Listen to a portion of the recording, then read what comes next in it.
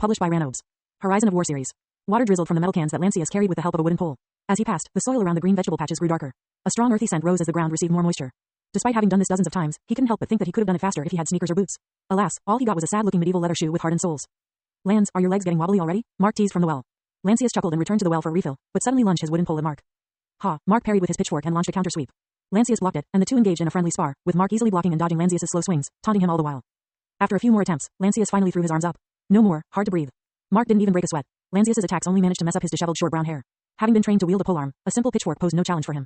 Seems like the master soldier wannabe has poor stamina, he taunted with a smirk. Quiet, you, Lancius chuckled breathlessly. Mark picked up the wooden pole, refilled the metal cans, and continued to water their family plot. Slowly but surely, he covered all their spring vegetables. Their livelihood depended on it. Unlike the previous year, Lancius could now help with the work. However, he could only do so much before becoming sluggish and exhausted. Nonetheless, he found satisfaction in knowing that he wasn't a freeloader anymore. Mark, is there no other work? He asked in broken language as they cleaned up. Mark grinned. Easier work for you, bro? Lancius could only nod. He had yet to master the language well enough to argue. Still won't do the wool shop? Oof, anything but that. Lancius shook his head. Mark snickered. You can't cook, can't do carpentry, and can't write. So either the wool shop or the tannery. The thought of working in the tannery made Lancius's stomach turn. Tanneries used urine and manure to treat leather, and even blood, brains, and other animal waste in their process. Well, at least you're a freeman, Mark said to cheer him up. Freeman? Lancius learned a new word and sort of guessed its meaning. Yeah, unlike us, you can go wherever you want and find work elsewhere. Lancius furrowed his brows. You, not free? Well, we could be if we paid our debts. The land, the house, and the tools are provided by the Lord. But we needed money to fix things, buy clothes, or build new fences, Mark explained. Lancius grew worried. This was the first time he'd heard about this problem. No worries, it's only a small sum, Mark reassured him. But at this rate, Lancius followed Mark's gaze and understood the situation. They were planting on not even a quarter of the allotted land. Moreover, the yield was small, and vegetables held little value. Oi, don't give me that look, Mark said. It's true that we're in debt, but we're not planning to move, so it's fine. You like it here? Lancius asked, looking at the vast green meadows. Yep, father brought us here when we were little. It's far from the capital, but much safer from war, Mark said, recalling a fond memory of his late father. The wind blew softly, causing their loose, off-white tunics to flutter, offering a soothing sensation. As spring neared its end, the breeze carried a distinctive fragrance and a touch of aridity. Mark, Lance, a little girl called from outside the field. Tanya, why are you here? Mark, the girl's brother, asked. Tanya grinned from ear to ear and announced, Mother bought meat from the market. Whoops, gotta go. Mark quickly gathered his tools and sprinted home. Io, Lancius protested. He lacked the stamina to chase after Mark, so he took his time cleaning up. His stomach growled at the thought of the missed opportunity. Meat was a rare treat. When Mother Erin bought some, it was usually just bones for broth, with very little actual meat. By the time Lancius finished, the sun had turned completely orange, sitting low on the horizon. As he walked home, he spotted Tanya waiting behind the wooden fence. Her golden hair shone brightly against the backdrop of the sunset. She was the only blonde in the village, as the rest, including her brother and mother, had brown hair. Tanya, why didn't you go with Mark? He asked, trying to recall his vocabulary. I'd rather walk home with you, she replied with a grin, revealing her missing tooth. Lancius couldn't help but chuckle. He genuinely enjoyed Tanya's company. Of the three people he knew in this world, she was the closest to him, the one who had kept him sane during the lowest point of his life. Hey, let's talk about something. Have you got your memory back? She suddenly asked. No, I remember some things, but not much. I really want to hear what your home and village look like. Like other kids, Tanya was curious about the world outside Bellandia. If you stumble upon this tale on Amazon, it's taken without the author's consent. Report it. Maybe after I learn to speak more. You're doing well. Last year, you only talk with hand signals, she said, smiling sweetly. Unable to resist her charm any longer, Lancius stopped, knelt down, and gestured for her to climb onto his back for a piggyback ride. Yay, she hopped on and wrapped her arms around his shoulders. You, heavier, he muttered. Tanya laughed, pressing her knees as if riding a horse. In reality, she was underweight like many other children in the village. Lancius obeyed and started jogging. He adored the little girl. When Lancius found himself in this unknown place the previous year, he was severely ill and nearly died. No one rushed him to a hospital or administered first aid. Not knowing the language or his location, he could only assume he had had an accident in a rural part of the world. After recovering, he realized something unbelievable had occurred. No matter where he looked, there were no light bulbs in Bellandia, no wall clocks or even tissues. The place that resembled the medieval era was indeed from the Middle Ages. Even worse, his entire past identity had become hazy. He could recall movie plots and books, even the art of war he had been studying for some reason, and knew he had graduated and worked. But not a single personal name came to mind. No family faces, no memory of his hometown, or even his own name. The only name that remained was a nickname he had used in realistic-themed online games, Lancius. He had used that name to lead countless players in online battles and felt comfortable being called by it, but he never expected to use the name in reality. For someone raised in the modern age, the prospect of living in a medieval era seemed bleak, filled with wars, plagues, and backbreaking labor. Lancius became depressed, barely eating, and suffering from a series of fevers. There was little hope for him if not for Tanya. The little girl cared for him and kept him engaged with her curiosity. Gradually, her words became familiar, and he began to open up, trusting her to keep him moving forward. The season changed, and summer arrived in Bellandia. Even in the heartland of the Arvena Highland, the sun blazed hot, though tempered by the cool mountain breeze. Farmers who had cultivated their land sought shelter in their homes during this time of the year, tending to tasks such as fixing tools and mending clothes. The land surrounding the village ripened with yellowing crops, just a season away from harvest. Unlike crop farmers, vegetable farmers operated on shorter timetables, planting and replanting multiple times throughout the year. Consequently, Mother Erin's family continued working during this unforgiving season. Lancius also lent a hand on the farm today, but after 2 hours of hard work, he was soaked in sweat and had to stop. He leaned against the cool stone well, groaning as his body ached in the shade of its roof. So hot, damn it, just unbelievable. Ha, told you, Mark exclaimed from beneath his large straw hat. Leave him alone and help me with this, Mother Erin called out. With a resigned sigh, Mark returned to work under the relentless heat of the sun. This is so pathetic. At this rate, I'll be depending on them forever. Lancius observed Mark and Erin. Despite the heat, they diligently tended to the cabbage and turnip plots, weeding and replanting as needed. This was Lancius' second year, so he thought he had what it takes to help them. However, the summer sun was nothing like the mildness of spring. The humidity, intensity, and heat easily overwhelmed him. He had tried several times, but always ended up with a nosebleed or a fever. I need a different job, something other than manual labor if I want to stand on my own. You're probably better off accompanying Tanya in the wool shop, Erin suggested, cleaning the hem of her brown working gown from dirt as they finished for the day. Maybe, Lancius answered indifferently while tidying up the tools. His palms ached, but he wanted to help. Lancius' stubbornness led Erin to believe he was being too hard on himself, while Mark thought that, despite being unfit for farming, Lancius was too proud to accept a woman's job. The wool shop, true to its name, was a place where wool was dyed and spun into yarn. Although Lancius didn't mind this kind of work, the pay was meager, and the shop primarily served as a gathering place for village housewives to chat and gossip while working. As an introvert, it would be his worst nightmare. Aaron and Mark allowed Lancius to make his own decision. Despite their struggles, they didn't rely on his help. Though he was the same height as Mark, Lancius had softer arms and more delicate hands. He ate sparingly and was picky, especially about boiled water for drinking, but mostly took care of himself. While there were areas where he needed help, they weren't too serious. As the sun began to set, the three fetched Tanya from the wool shop and headed home. That night, Lancius felt a fever coming on and needed ointment for his blistered hand. Tanya applied a thin layer of salve on his injured palms and distracted him from his worries by sharing stories she'd heard at the shop. While Lancius felt inadequate, the other family members were grateful for his efforts. He was learning the language and showing his willingness to help. Moreover, Mark was old enough to answer the Lord of Arvina's call, and small farmers like them were required to fulfill military services instead of paying taxes. When selected, men from the village would follow the Lord into battle for up to 4 months each year. In those times, Aaron would work alone. Lancius's presence provided Mark some peace of mind. However, Lancius couldn't see it that way. His inability to work like the other men disheartened him. Even without a complete memory, he knew his old life was paradise in comparison. He felt that medieval farming was nothing less than cruel, and the term backbreaking seemed like an overstatement until he experienced it firsthand. That night, like many other nights when beset by illness, he vowed to escape the farming life. The wet season arrived, and drizzle fell almost every day. Winter was still a month away, but the chill in the air was enough to penetrate one's bones. Gaw, Lancius panted as they endured the cold, light rain. A bit more, keep it up, Mark encouraged him. The two were carrying firewood for the village chief. Mark carried a stack of wood on each shoulder, while Lancius managed only one. Is there no other job? Lancius asked. His shoulder ached and his hips burned. Hey, you're still asking about that? Mark teased. Lancius exhaled deeply. Easy for him to say. I don't want muscleheads jobs. Unfortunately, most jobs were manual labor. While there were some other trades, they were typically passed down from father to son and too small scale to require additional help. Move it fast, lads. It's getting wet, urged the old man in dry, thick clothes as soon as he saw them approaching. In contrast, the two youngsters wore only 2 layers of coarse garments. The two quickened their pace and hurriedly entered an old but sturdy-looking wooden shed. The place belonged to the village chief, who was wealthy enough to have a separate shed for storing firewood. Both carefully dropped their stacks of wood on the floor and panted heavily. They had jogged to avoid getting wet but still ended up drenched. Took you too long, the chief complained as he fretted about the firewood getting wet. Nothing surprising there. He was known to be rude, senile, and cheap. Mark only took the job because the chief's wife always shared some food. But before they could claim their reward. Hey, where are you two going? Stack them first, neatly, he ordered. Mark and Lancius groaned but turned around and stacked the firewood as requested. Unlike the small branches they used in their home, the ones they stacked were thick logs that were properly dried. These logs were smokeless and burned longer. When the two were done, the chief scratched his head, seemingly puzzled. What's the matter? Lancius asked while rubbing his hands for warmth. Tisk, it's nothing. I just forgot to count them before stacking. Now it's hard to count. The logs? Why, it's 36, Lancius answered flatly. The chief immediately looked at Lancius with doubt. Even Mark, who was busy cleaning his clothes from wood chips, watched with suspicion. Hold on, why give me the look? It's only 6 and 6, Lancius explained while searching his vocabulary for the exact word for multiply. He couldn't find it and started to realize what went wrong. You can multiply without using a table? Mark asked in disbelief. Why yes, Lancius replied, realizing that in this era, people relied on multiplication tables for calculations. The use of numerals similar to Roman numerals made calculation even more challenging. They can't multiply, but of course, they have no formal education. This might be my way out. To think it's math and not something groundbreaking like making gunpowder or antibiotics. Mark looked ecstatic, but the chief wasn't convinced. Even he, along with most merchants and several farmers, knew how to calculate without using a table. So he challenged, try to calculate how many legs 3 horses have. You can use 12, Lancius blurted out without trying. His answer startled the old man. 11 plus 7? 18. The old man continued to furrow his brows. How about, if 5 goat each give birth to 3 baby goat, how many total baby goat are there? 15 baby goat, Lancius answered with a grin. The chief was furiously engaged in finger counting. In this method, each finger represented up to 4 units, corresponding to its 3 joints in the fingertip. He used his thumb as a pointer to keep track. With this technique, using all 8 fingers, he could easily calculate up to 32 units, sufficient to count the days of a month. When he arrived at the same result, he became slightly frustrated. He had always prided himself on being the cleverest one in the village, but this was his limit. Now, after witnessing Lancius calculate without needing a table or fingers, he was taken aback. Young man, have you regained your memory? Are you perhaps an apprentice to a merchant? The old man's tone was less rude than usual. Lancius shivered, not from the cold, but from the realization that this could be his ticket out. Chapter 2, Bellandia. Published by Ranobes. Horizon of War Series. Bellandia. After a brief but freezing winter, another spring arrived in the Arvena Highlands.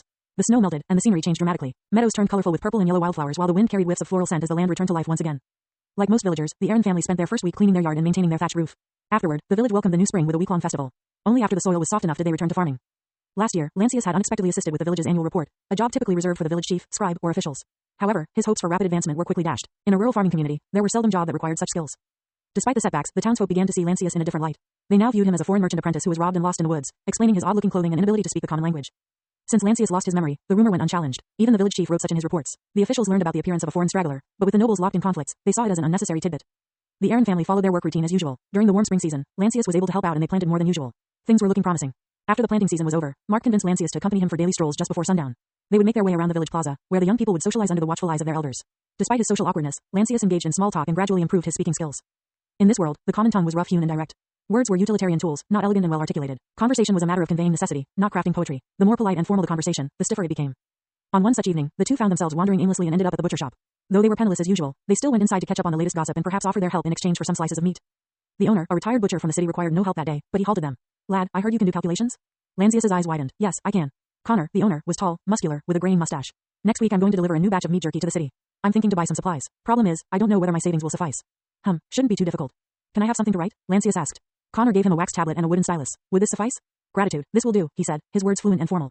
Now, name the items you wish to purchase, along with their prices and quantities. Connor informed him about the goods.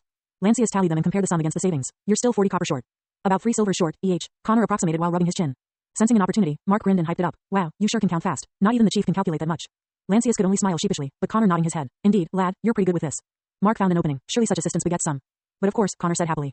They went home with 3 iron coins and a sausage. The treat was a pleasant surprise for Tanya and Aaron. Before eating, the boys smelled their cut multiple times to savor it. The meat was juicy, unlike the dry salted meat they had on festivals.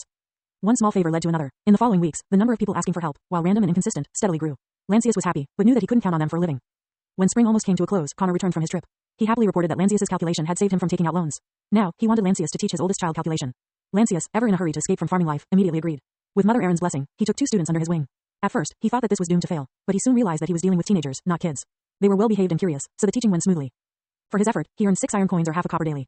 A copper was the price of a full meal with ale, so Lancius's rate was abysmal. Earning half a meal per day was not a living wage, but he was content. The road to financial independence is never easy. Afterward, things took a positive turn. During the summer, he gained 2 additional students, the village chief's son and the baker's child. With more students, his income increased, allowing him to earn a copper a day. Summer passed smoothly, but when autumn arrived, tutoring came to an abrupt halt as the entire village turned its attention to the harvest. Harvest was the biggest celebration of the year, and other festivities like marriage and feast were commonly arranged around it. Only after the festivity ended did things slow down as people prepared for winter. One day, on a clear but windy day, without warning, hundreds of armed men marched towards Bellandia. It was then that the villagers learned that Arvena was at war. Young Lord Arte led a column of men, including wounded soldiers and refugees, towards Bellandia. They camped outside Bellandia and waited for reinforcements. Mark and the other villagers were called for training. This unforeseen event made Lancius worried. He had never had any experience with war or fighting before. Although he never said it, he felt sickened by not knowing what was going to happen. In his mind, the situation could worsen at any moment. Days passed in more or less the same routine. The only difference was that Lancius frequently spent his free time with other men from the village. During one such gathering, the topic of magic was raised. Some believed that the Lord might employ a mage or a saint candidate as a healer. Intrigued, Lancius found himself increasingly drawn to the subject. Magic was something he had always yearned to witness. Thus, he followed the crowds to the newly established camp nearby to listen and learn about the world beyond his village. However, rather than learning about magic, Lancius found himself becoming an object of curiosity. The men at the camp were intrigued by his foreign features. No one had seen dark hair like his before. While they were familiar with various shades of blonde and lighter brown, his near black hair was a novelty. Even men who hailed from distant lands, such as the Mercantile Kingdom in the Far East or the Navalnia Empire, hadn't encountered someone with such distinct hair color. Lancius came to realize his distinctiveness. Then, abruptly, a voice rang out. "You with the dark hair, the young lord wants to see you," someone declared in a commanding tone. Lancius looked around and saw that everyone's gaze had turned toward him as an imposing man in a fresh white tunic approached. The man motioned for Lancius to follow him. The crowd's eyes dutifully followed as Lancius and the knight headed toward a particularly large tree. Lancius saw young Lord Arte sitting regally on a small wooden chair, surrounded by burly men, presumably his knights. Gulping, Lancius stammered, "My lord." The words felt foreign. He had never addressed a lord before. "No need to be so tense," Arte responded. "I just heard a story of a foreigner who was robbed, lost his memory, and couldn't even speak the language." "Indeed, that is my story," Lancius confirmed, relieved that he found the right words. "Do you remember anything about your home?" Lancius shook his head. "I can't remember." "Ah," the young lord mumbled, then changed his tone. "Tell me, what do you do in this village? This tale has been unlawfully lifted from Royal Road. If you spot it on Amazon, please report it." "I teach children to calculate," Lancius managed, feeling the constraints of his limited vocabulary. The young lord laughed upon hearing this, appearing pleased about something. "If you can count, why not calculate the number of our troops or something? Entertain us, will you?" said one of the burly men. "That's a good idea. Can you do it?" the young lord agreed. Lancius hesitated for a moment. However, his interaction with the young lord validated what others had said about him. The young lord seemed genuine. Thus, he answered, "I believe I can." "Excellent," Arte replied, clearly excited. The knight who had approached Lancius earlier now signaled to some men. "Assemble the men who can walk, no armor, no weapons, and make no unnecessary commotion." Slowly, the camp came to life with calls and shouts as everyone who was able sprang into action, readying themselves for formation. The knights watched from the sidelines, clearly considering themselves above the call. For them, this was merely entertainment. "My lord, the men are ready," the knight reported to Arte. The young lord stood and inquired, "Well, can you calculate the number of men in their current formation?" Nodding, Lancius realized that his actions had led hundreds of men to assemble, many of whom were wounded. The pressure was immense, and the villagers watched intently. Observing the formation, he noted that the men were arranged in 5 deep ranks. The first and subsequent ranks consisted of equal numbers, only the last was missing a few men. The front consisted of 22 men and 5 ranks deep, so 110, but they are missing 3 to complete the formation. "My lord, it's 107, Lancius answered. Clearly, Arte had fully expected him to count manually or to use a stylus and multiplication table. "Oui, that was quick. Are you certain?" Arte asked, a fierce glint in his young eyes, perhaps a byproduct of this violent era. "More or less, my lord," Lancius confirmed. Fascinated, Arte ordered, "Send in the squires." 3 teenagers hurriedly began to count the men manually, each starting from a different point. They divided the formation into thirds and ran while counting. It was evident that they were accustomed to this method. After a short wait, the squires returned and announced, "My lord, it's 107. Lancius was inwardly pleased. The count matched his own calculation exactly. The knights looked pleased, as did the young lord who dispersed the formation. The 107 men also appeared amused by the recent events. Many eyes turned toward Lancius, a level of attention he was unaccustomed to. Arte returned to his seat and asked, "What is your name, man?" "It's Lancius, my lord," he responded, surprised that Arte would even ask. The social chasm between them was so wide that it would normally be unthinkable for Arte to need to remember the name of a lowly subject like him. "Lancius, you're an interesting man. How about joining my retinue?" Arte's offer drew chuckles from his knights. At this, Lancius was dumbfounded, struggling to process the unexpected offer. 2 weeks had passed since the arrival of the armed column. The trees had shed their orange leaves, and the cold air from the western Targa Mountains had descended upon the Arvena highlands, signaling the approaching winter. Despite the usual calm during this time, the town and villages near Bellandia saw an influx of armed men arriving from distant towns and cities. The majority didn't stay and continued their march eastward. Most traveled light, as supplies were plentiful and easy to come by so soon after the harvest. The situation reached its peak when Lord Maurice of Arvena, Arte's father, arrived in Bellandia with his personal column. Today was the second day after the Lord's arrival. Despite all the military activities and the rising prices, the Aaron's household continued their life as usual, except for the addition of a mother and daughter who were war refugees. Aaron gladly sheltered them in her house. The guests helped with the chores and offered some coins for food. With the farm empty for winter, Aaron, Tanya, and the guests went to the wool shop. Meanwhile, the boys were busy fixing things like roofs, window covers, and fences. Despite his training, Mark was only out at noon for a few hours. Interestingly, Mark wasn't the only one brushing up on military matters. Last week, Lancius had encountered a rather memorable scene involving himself, the troops, and the young lord. While Lancius didn't think much of this encounter, others insisted that he had impressed the young lord, who had asked him to join. However, Lancius felt that the young lord was only joking, as he was neither a fighter nor a competent scribe. As the sun was rising and today was laundry day, Mark and Lancius busily scrubbed and beat their clothes with a wooden bat before rinsing them. Suddenly, a woman's voice rang out from outside. Lancius. I'm looking for Lancius. Mark and Lancius stared at each other. Lancius cleaned his hand from the white ash they used as a detergent, but Mark headed straight to the front. Wow, a woman, not from Bellandia, too. I never thought this could happen to you, Mark commented sarcastically. Lancius splashed water on Mark for his stupid comment. Bah, Mark reacted by trying to smack Lancius's back as he went past him, but missed. He ended up grinning and shaking his head while returning to his laundry. The woman leaned against the short wooden fence, her hands resting lightly on the rough wood. Unlike most of the women in the village, her hair was cut short. I'm Lancius, he said as he approached. I can tell from the hair, she quipped. Lancius unconsciously frowned. Unlike other people's brown hair, his was almost charcoal dark. He disliked it as it made him stand out. The woman missed the subtle change. Are you really a foreigner? I think so. Even now, I'm struggling to talk. He wasn't being modest. Despite 2 years and daily chats in the village plaza, he was only slightly better than basic.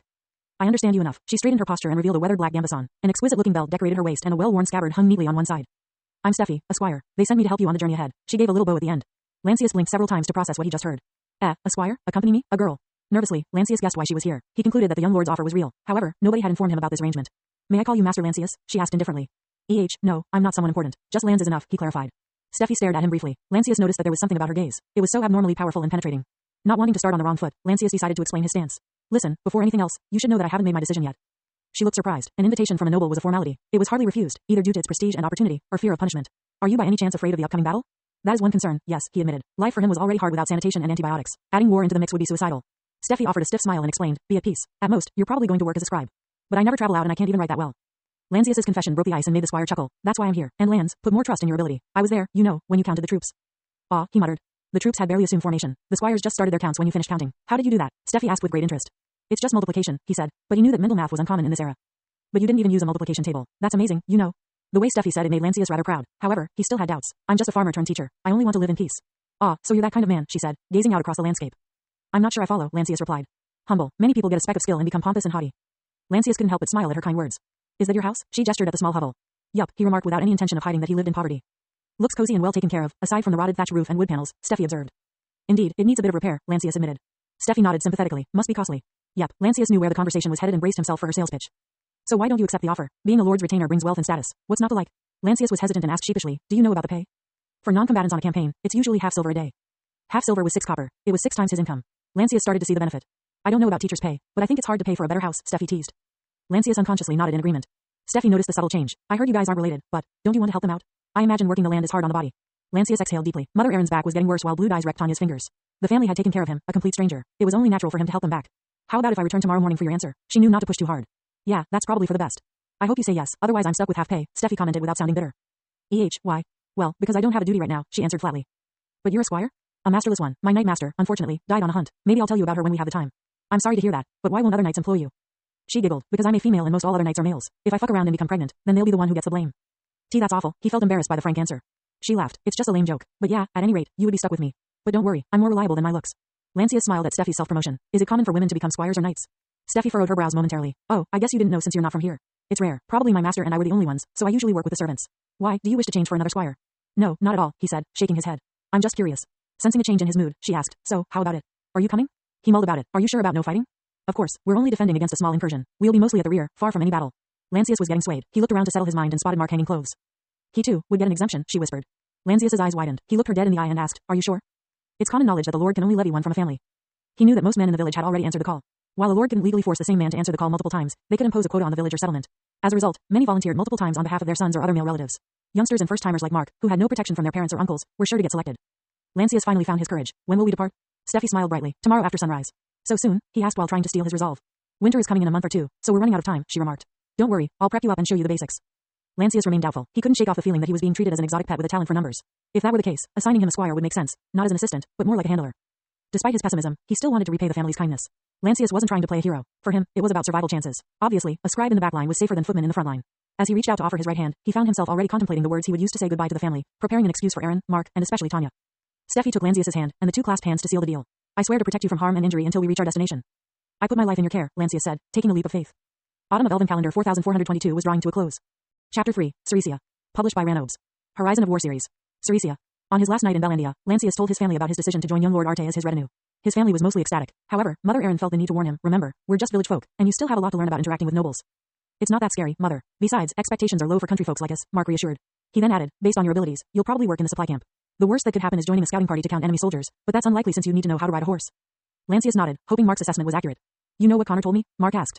The butcher? No, why? Don't overthink it. Learn as you go if you have to. Opportunities are rare, Mark said, smirking proudly as he reiterated Connor's advice when Mark was selected for training. Mother Erin crossed her arms and muttered, well, the worst that can happen is they'll send you home. Mark laughed and patted Lancius' shoulder. I'll lend you my rucksack and shoulder bag. Now, let's prepare things for the journey. Lancius didn't tell them that accepting the offer would spare Mark from being levied. Early in the morning after breakfast, horses around the camp were saddled. Men refilled their waterskins, and clothes and other gear were packed. Everyone, including a number of camp followers, was ready to march. Mules and horse carts laden with supplies were also lined up. Meanwhile, inside Erin's household. Wear this for the winter, she instructed as she unloaded items from a wooden chest. Gratitude. Lancius examined the woolen coat and found it to be in good condition despite its age. Lance, take this for good luck, said Mark. Lancius looked at a small iron medallion resembling a coin with intricate patterns. Where did you get this? It belonged to father. Lancius furrowed his brows. Are you sure you want to give me this? Yep, Mark said, pulling out his own medallion. I have a better one, see? Lancius grinned. Have you packed your mittens and thick gloves? Erin interjected. Yes, I've packed those already. Extra foot wraps for the road? She inquired. Already gave him 2, Mark answered. She nodded. That should suffice. Lancius's rucksack was now filled. Next was the shoulder bag, which he packed with packages of dried meat, hard biscuits, a small sack of flour, some raisins, and carrots. Here's the waterskin. It's old but still sturdy and not leaky, Mark said as he handed over what was essentially his own gear to Lancius. Gratitude, Mark. Let me pay you for this. No need, you've already shared enough. I can buy another one later when I need it, said Mark. After they finished packing, Tanya came in and hugged him. I was about to make you a hood, Lance, but it's not finished yet. I'm sorry I can't give you anything. Her voice was tinged with regret. Lifting her, he reassured her. Don't worry about it. Take care of Mother and Mark for me. I'll come home when I can. Hush, you're going to work as a retinue, Erin corrected him. Obey your master and don't ask to come home too soon. Wait until you've done something worthy. Don't worry about us. Smiling at her wise advice, Lancius felt grateful. Given the hurried nature of his departure, he had little time to dwell on his emotions. His farewell might have been more emotional and potentially awkward if he had more time. After saying his goodbyes and sharing warm hugs with everyone, Lancius, with a heavy heart, stepped out the door. His family waved as Lancius shouldered his rucksack and began to walk toward the camp. The sun was still far on the east and the wind was cool. Bellandia looked amazing around time like this. As Lancius had expected, a woman in black gambeson waited not far from his house. Steffi approached Lancius and asked, all set? Lancius tapped at his shoulder bag. Hopefully, it's enough. I'll share if you're missing something, Steffi reassured him. She then led him to a section of the camp where her horse was kept. It was already saddled and ready to go. A young servant stood by, waiting. Gratitude, here's a coin. Upon being paid, the servant darted into the crowd that was preparing to leave, apparently in search of his own master. What do you think of Horsey? Steffi asked. She looks gentle, but I don't know anything about horses, he admitted. Steffi chuckled. Come on, take the reins, and let's go. Lancius wasn't sure. I've never held horse reins before. Don't worry, she's docile. Time to get acquainted, Steffi said, smiling. He gazed at her questioningly. You're going to train me to ride? There's no reason not to. Just don't pull too hard. Guide her gently. Lancius did as he was told, and they finally hit the road. It was bustling with a column of people, knights, horse carts, pack mules, and even donkeys, all marching eastward toward their final destination, Riverstead City. Elven calendar 4422. In an era marked by rising tensions and escalating raids, Viscount Carius, the formidable lord of Inglasia, committed the ultimate act of aggression. He crossed the Great River and launched a large-scale attack on the jewel of the Arvena province, the city of Riverstead. Despite Lord Maurice of Arvena's attempts to fortify the city, even sending his own son to bolster its defenses, the city of Riverstead fell prey to Carius' surprise assault. The High Lords viewed this as an overt act of hostility and aimed to censure the Lord of Inglasia. However, the Imperium's archaic bureaucracy, slow and unresponsive, sought to label the incident as a minor border squabble among its vassal lords. This attempt was a bid to preserve a semblance of peace within a realm already besieged by wars, particularly the Western Front's ongoing struggle against nomadic incursions. Unwilling to wait for the slow response of the Imperium, Lord Maurice mustered his forces, marching them to Ceresia on the eve of winter. 1 month after leaving Bellandia, Lancius was suddenly awoken by a chilling gust of wind, causing his body to stiffen and his face to ache from the cold. Blinking, he found himself curled up around a faintly glowing campfire inside an old barn. Despite the fire's warmth, he could see his breath turning into vapor. It's still not dawn, Steffi whispered beside him. Lancius nodded and pulled his rough woolen blanket tighter around himself. The wind outside howled and shook the barn, making it feel even colder. Despite the thick rags and haymats on the ground, the cold still seeped through. Only the crackling fire and the friendly faces of his comrades brought any relief. Gradually, Lancius began to drift back to sleep. Lancius and the Arvena troops had been marching to retake Riverstead for almost a month when they encountered sudden, drastic changes in the weather. No one wanted to be caught in a blizzard, so they scrambled to find winter quarters. Lancius's group had found refuge in an abandoned barn in Ceresia village, where they had been trapped for over a month. Yet winter was still in full force, with frequent snowfall and blizzards. Unauthorized duplication. This narrative has been taken without consent. Report sightings. Today was another cloudy day, with weak sunlight filtering through the gaps in the wood panels. The early risers were already up and about, preparing breakfast. Nobility and city dwellers didn't typically eat so early in the morning, but on a campaign, it was a necessity. Morning was one of the few times they could cook without much interruption. Lancius's stomach growled, and he knew the wine and water he drank each night would upset his digestion. Nevertheless, he needed a sip or two to warm up. Just as he was about to sigh, Steffi appeared with a bowl of stew she had received from the cook. You're awake? She asked, offering him the bowl. Gratitude, he said, taking the bowl and sipping the warm, savory broth. Smells burnt just as usual, but the warmth hits the spot. Lancius took another spoonful, while Steffi gobbled down the thick, round bread. They swapped the bowl for the bread and continued eating. Steffi didn't bat an eye when they shared the bowl and spoon, partly because she was raised as a squire, but mainly because of practicality. Most men carried a wooden plate and spoon, but washing them repeatedly in ice-cold water was a daunting task. One trick was to use a heated rock from the fireplace and dunk it in a bucket to warm the water, but even then, nobody wanted to do it repeatedly. Thus, sharing utensils was a common practice. However, don't think about it, but this is the same bowl and spoon. For better or worse, Lancius hadn't been close to a woman his own age in 2 years. But now, he and Steffi were practically inseparable. They marched, ate, and slept beside each other every day. Steffi, despite being younger, was experienced and had taught Lancius the basics of survival during their journey, including what to wear, what to eat, and how to prepare a tent. As they traveled, they inadvertently shared some intimate moments. Once, cleaning and washing resulted in a skinny dip in the stream. Another time, 2 straight days of steady drizzle meant they had to sleep half naked in the tent. While Steffi seemed oblivious to the intimacy of their shared experiences, Lancius treasured each memory, vividly etching them onto the canvas of his mind. There had even been a spur-of-the-moment kiss from Steffi, not out of passion, but mischievously. Apart from a few innocent slip-ups, Lancius had managed to conduct himself exceptionally well, earning Steffi's respect. Her mentor had warned Steffi about men's lecherous tendencies, yet Lancius had proved himself an exception. For Steffi, what had started as a menial job babysitting the scribe had turned into a pleasant experience. Their camaraderie led others to tease them as a couple, which wasn't surprising given their closeness. Anyone who knew saw them as socially compatible and of the right age to marry. As for themselves, despite her brash demeanor, Lancius admired her honesty and resourcefulness. Meanwhile, Steffi respected Lanzius's educated background and his status as part of the young lord's retinue. A pat on Lanzius's shoulder brought him back to the present. Time for some sparring, Steffi said. Right, Lanzius responded as he followed her with a borrowed sword. The owner allowed anyone to use it for training, but it was old and dull. As Lanzius unsheathed it, he felt surprised that it was so light, unlike what he had imagined. Show me your middle guard, Steffi instructed, preparing her own stance. Lanzius gripped the handle and pointed his sword at shoulder height, remembering where to place his thumb and not to death grip the handle. All right, parry mid, low, and high. On guard. With a swift motion, Steffi thrust her sword toward Lanzius's torso. It came like a blur, but Lanzius parried it sideways. Steffi continued with a low slash. Lanzius took a step back and defended his limb with a block. Steffi wasn't done and directed her sword upward. Lanzius knew the routine, but instinct made him to dodge backward. He felt it was more natural. However, she followed up with a swing that stopped inches from Lanzius's neck. You need to parry it, she warned him before pulling out her sword. My bad, he exclaimed, but it feels natural. Steffi didn't bother with his rant. Again. They resumed their stance. Repetition built muscle memory, and gradually there was less hesitation in Lanzius's moves. Steffi had worked tirelessly to teach him the correct way. At first, he had been clumsy and had some misconceptions about swordsmanship, but now he was starting to get the basics right. The two weren't the only ones practicing. Breakfast had ended, and more people were exercising. Many young first-timers practiced with their spears, but Steffi felt that more spear training would be useless for Lanzius. Since there were no words about Lanzius's appointment, Steffi, as a squire, fell back on things she knew best, which was sword training. She thought that teaching him some sword combat would be useful. Around midday, the barn turned into a chaotic work group. Some people searched for cracks in the walls to patch up, while others tended to the horses and mules. A few went outside, braving against ankle-deep snow to relieve themselves in the adjacent hut. When the sun was at its highest, everyone paused to bask in its warmth. Unfortunately, lunch wasn't very appetizing. The bread from this morning was blackened and soggy. Lanzius sat with his back against the wall, trying to munch the tasteless bread. A slice of ham, cheese, or pickles would have been a welcome addition, but those were reserved for the nobles. Still having trouble with the bread? Steffi asked. He groaned. It's mushy and tastes horrible. She chuckled. Just be grateful it's still white. When things get hard, they use cheap grains, the ones they used to feed the mules. In shock, he asked, how does that thing taste? Horse bread? They're gross, smell and taste like dirt. Lanzius's terrified face made Steffi giggle. Finish your bread and do some riding while they're still light, she said and rose up. Lanzius followed and spent an hour riding slowly around the tight enclosure. Far from riding on his own, Steffi was the one pulling the horse's reins on foot. She taught him how to sit correctly on the saddle and what not to do when riding. Despite just sitting on the saddle, it was tiring for someone who wasn't accustomed to the rocking motion. It wasn't as easy as he had imagined, and the horse's smell was giving him a hard time. Are you sure the saddle is all right? Well, maybe it could have better paddings, but she shook her head. Lanzius understood the reason. Maintaining her gear alone was costly. Boots needed new soles, coats needed mending, and horses needed fodder, to name a few. It was lucky that her old master used good bridles that still worked despite years of usage. Well, don't mind my ramblings. I'm already grateful that you are teaching me how to ride. She chuckled. Give thanks to Horsey. She's the one who carried you around. The horse neighed as if she understood. Soon, the sun began to set in the west. The temperature dropped and people begrudgingly donned coats and blankets. Despite daily exercise or handling animals, they rarely bathed, only doing so when absolutely necessary. Lanzius too adopted this practice to some degree, finding the hassle of bathing not worth the effort. When he did wash up, he used a bucket of warm water, a clean cloth, and firewood ash as soap. Cleanliness was appreciated but difficult to achieve, thus it was common to find cases of rashes and other skin disorders. Clothing was the only thing preventing an outbreak of body odor and putrid smells, as the many layers of fabric kept the unpleasant odors inside. As someone with a sensitive nose, Lanzius avoided unpleasant smells when possible, but his introversion made him reluctant to say anything about his group. Eventually, Steffi noticed and moved together to a group that stank less. The new group eventually found out about Lanzius's hair. Despite his attempt to always cover it up with a hood or traveling cloak, he couldn't hide them forever. Unlike what he had feared, nobody behaved differently. The men were interested in his foreign background, but largely unconcerned. Only then did Lanzius feel truly welcomed. The cold season seemed endless, and people passed the time with chatting, playing dice, and preparing meals. When the sun went down, the barn grew quiet except for the bubbling of the cauldron and the crackling of the fire. Despite the monotonous routine, people did their best to entertain themselves with music, storytelling, or gossip. As a foreigner, Lanzius often found himself at the center of attention, but he was cautious about revealing his origin, and only offered vague answers about his birthplace. The monotony continued for 3 weeks. During this period, some of the younger soldiers improved their weapon handling skills or picked up soft skills like reading and cooking. Lanzius, however, made little progress beyond the basics in his sword training. He instead focused on learning cursive writing with a wax stylus. A balding lieutenant with an arm tattoo, believing in Lanzius's potential, offered to tutor him without charge, thinking that Lanzius had potential and would go places. One day, 4 men arrived and gathered the captain and lieutenant from Lanzius's shelter. Rumors of an impending attack spread like wildfire. Indeed, the weather had calmed down, and the snow was only ankle deep. When the captains and lieutenants returned, they confirmed the rumors. Pack your gear, we're going out tomorrow at dawn. The shelter sprang to life as preparations for the journey began. Like Steffi, several of the group hailed from Riverstead. Driven out in the previous season, they were eager to return home. It finally happened, Steffi said to Lanzius, who could only nod with a sense of uneasiness.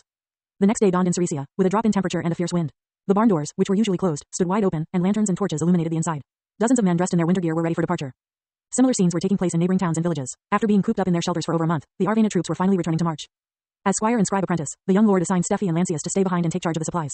It wasn't surprising. They needed someone to guard the supplies and record them. Hope they win, Steffi murmured as the army received their order to march out. Otherwise, we'll have to defend this place with only remnants and leftovers. How big is the opponent's army? Lanzius asked. Interested in war, are you? Steffi quipped. Not much, just trying new vocabulary. He avoided the question, fearing that Steffi might use it as an excuse to train him harder. Well, hard to know, but ours should be bigger. I say 2,000 versus a few hundred? Steffi shrugged. Lanzius found it hard to believe, but he had some suspicion when he saw how many marched with him. He realized he had been mistaken in his assumption about the scale of the world he found himself in. Although he had initially believed it to be similar to medieval times, he now saw that it was more akin to an imperial Roman, one that had thrived into the medieval era. So, not just a lord, but more like a Roman governor with cohorts to commands. Ah, so it's likely we'll win, he muttered, more to himself. Steffi shook her head. Nothing is certain in a war. Securing the river crossing won't be easy. Lanzius had heard that the river between Ceresia and Riverstead was wide and had strong currents. There was only one narrow bridge which was often damaged by flood. The forces who occupied Riverstead surely understood this bridge's importance and put efforts to defend it. Looks like it's going to be a messy battle, if the river is frozen. He considered the possibility that if the river was frozen, the Arvenians could split their forces, cross the river, and attempt a pincer attack. However, he realized that he knew nothing about the Lord of Arvena's personality and whether he would gamble on such a risky maneuver. Steffi, he called as he approached and whispered, is the Lord of Arvena bold? Steffi furrowed her brows and met his gaze. Lands, we're campaigning in the middle of winter. If that's not bold, then I don't know what is. Lanzius felt foolish for asking. Oh, right, of course. Steffi crossed her arms in a relaxed way. What's on your mind? Oh, I'm just thinking, if the river is frozen, then it's going to be easy win at the crossing? Steffi guessed. Lancius nodded. Yeah, something like that. Well, you're onto something. If it's frozen then it's only a matter of sending our strongest detachment to cross and attack their camp. However, Steffi continued, it's not that simple. The river is wide, and it rarely freezes entirely. Have you ever walked on thin ice before? Lancius shook his head. Well, you never want to cross it in armor, and definitely not with a group of armored men, Steffi cautioned. I see, so it's possible. But dangerous, Steffi completed the sentence. Lastly, if that's the plan then they'll need to move quickly. Why's that? Lancius asked. The coldest time was several weeks ago. By now, the river may already be thawing, Steffi said with a sigh. Lancius now realized that time was running out. With the weather unpredictable and the bridge likely fortified, the Arvenians needed to act fast. The fate of their campaign depended solely on their speed. It's a 2-year-old project and I've signed with a publisher to enter KU. Unfortunately, KU has exclusivity clause, meaning I legally have to take down all my book chapters from all platforms, including Patreon. You can find the final, professionally edited, version of Book 1 in Kindle, Amazon, or Audible. The editor and I have poured hundreds of hours to edit the script. Thank you, and again sorry for stubbing. Asterisk Discord link on the footnote below. Horizon of War series. Published by Ranobes. Chapter 4. 2 weeks had elapsed since the Arvenian troops had set out. Lancius sighed from boredom, for what felt like the 100th time. He had taken Steffi's advice to clean and maintain his equipment. His spare cloth was neatly rolled in his bag, the wooden bowl was scrubbed spotless, and he had even aired out the woolen coats and blankets until they were fluffy again. Still, he found himself with time on his hands. I really could use a book. I wonder how everyone is doing in Bellandia. I hope Tanya isn't overworking herself. It pains me to see her nails and fingers stained blue, and Mother Erin, too. He exhaled yet another sigh. I wish I were with them. The relentless weather was the primary source of his gloominess. However, it hadn't always been this way. Upon the soldiers' departure 2 weeks prior, the weather had cleared, allowing Lancius to roam Ceresia without hindrance. It was then that they received uplifting news. The Arvena forces had triumphantly crossed the frozen river, secured the bridge, and opened up the road to Riverstead.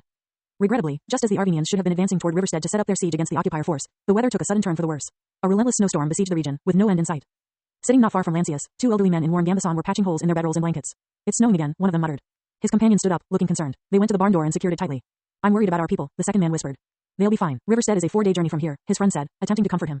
But what about their supplies? They must be running low. Their provisions should suffice. There's no need to entertain such an ill-conceived thought.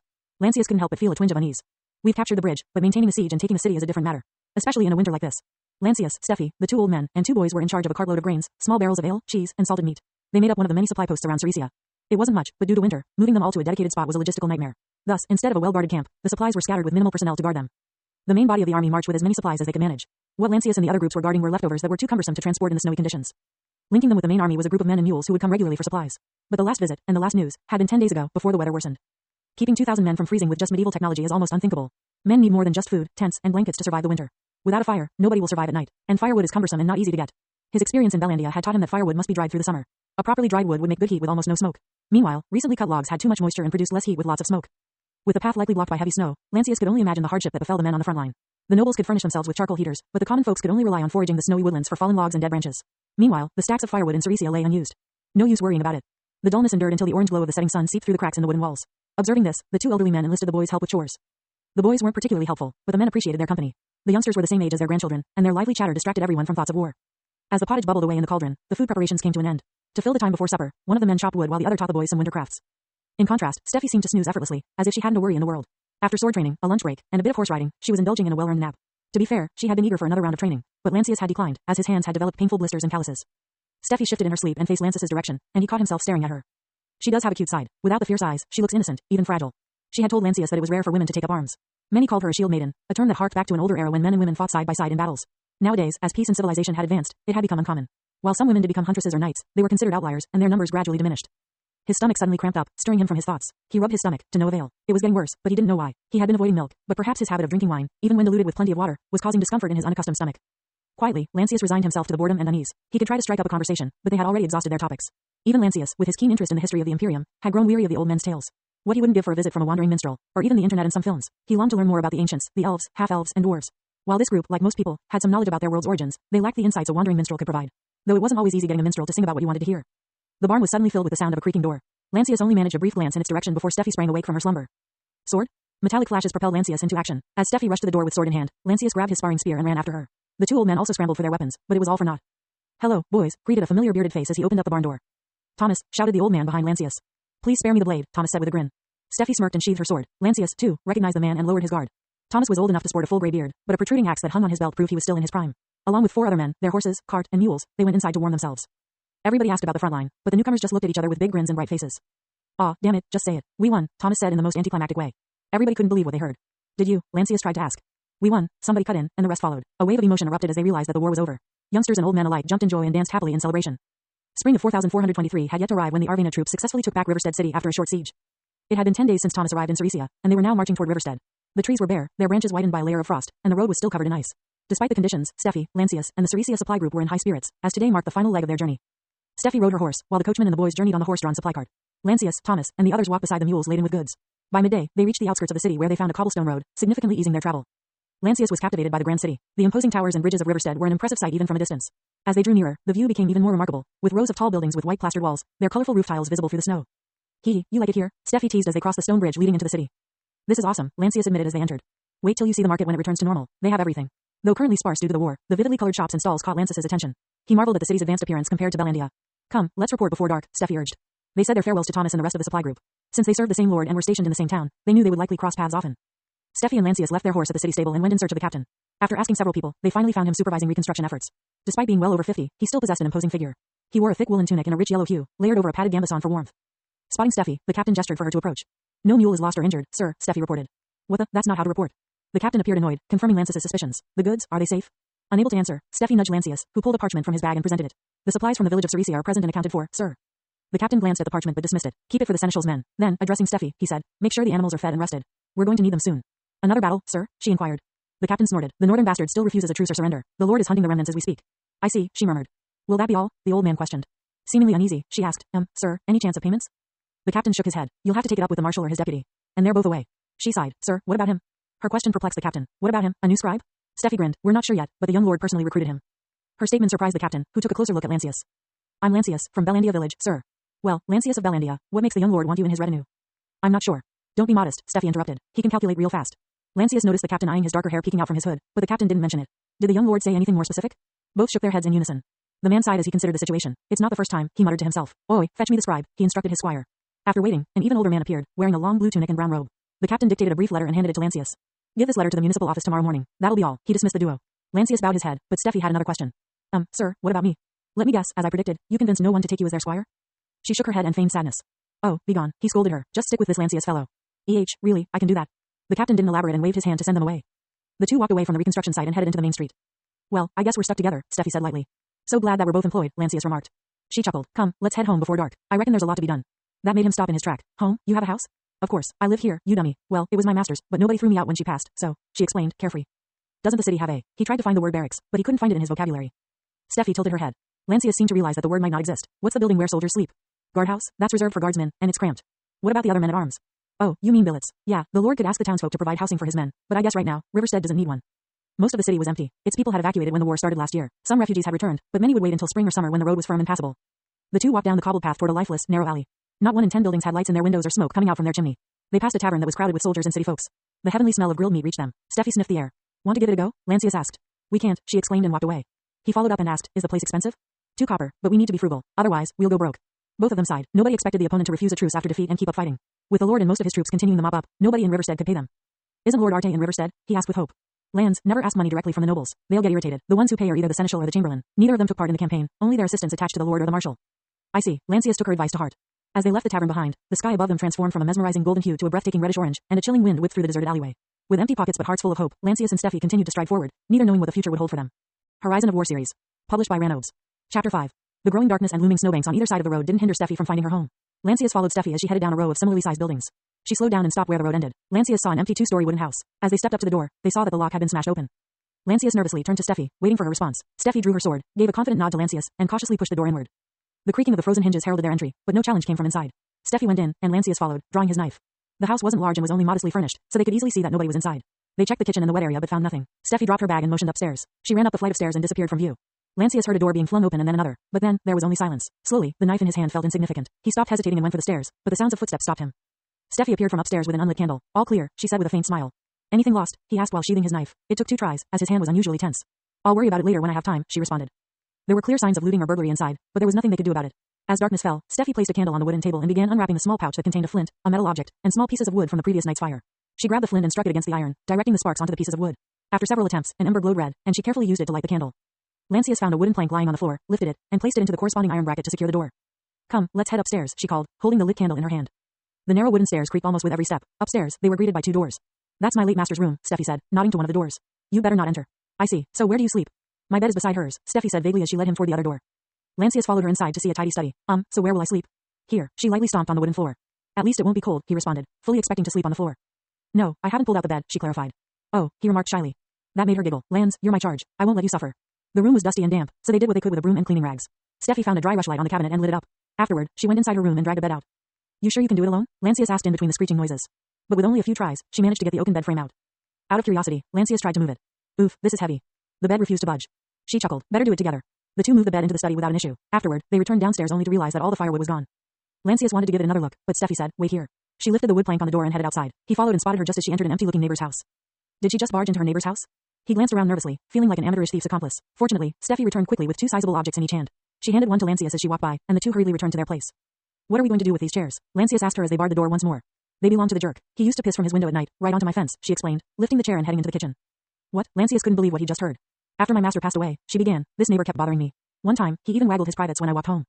Lancius was taken aback. You let that go unpunished? She sighed. I can't do anything. If I cause an incident, I might lose the house. How come?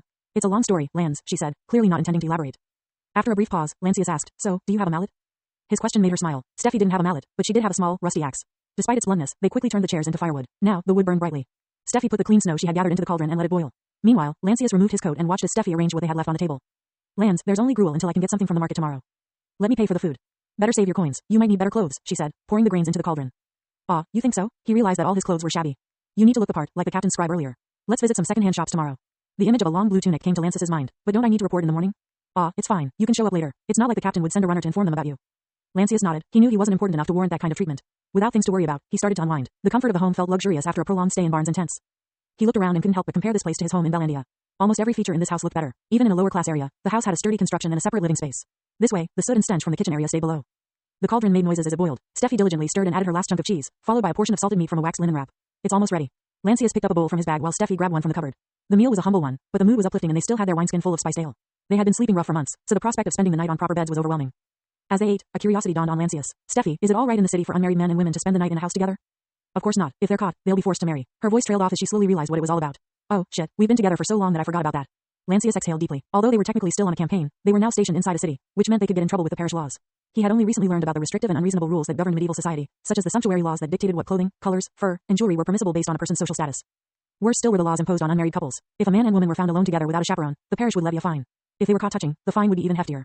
If they spent a significant amount of time together, it could be deemed as adultery, a criminal act with its own punishment. In addition, the fines had to be paid when the woman got married, which served as a form of public shaming. I knew it. Something felt off with just the two of us. Jay, just keep this a secret, she whispered. Nobody needs to know, and no one will be the wiser. He nodded. It wasn't like he could find another place to stay with the sun already setting. I'll find somewhere else to stay tomorrow. It's getting late. We should get some rest. Steffi took a deep breath and sipped her drink. I'll help you out. There must be something I can sell around this house. Sell? Lancius furrowed his brow. No, I think I have enough to pay for rent. But you also need a new tunic for work, she reminded him. Lancius smiled, appreciating her good intentions. We'll figure something out tomorrow. Oh, go ahead and clean your room. I'll make sure the fire goes out. Right, I still need to do that. Good night then, Lance. She took her cup and went upstairs. Lancius, left alone with his thoughts, couldn't help but imagine what would happen if they were caught and forced to marry.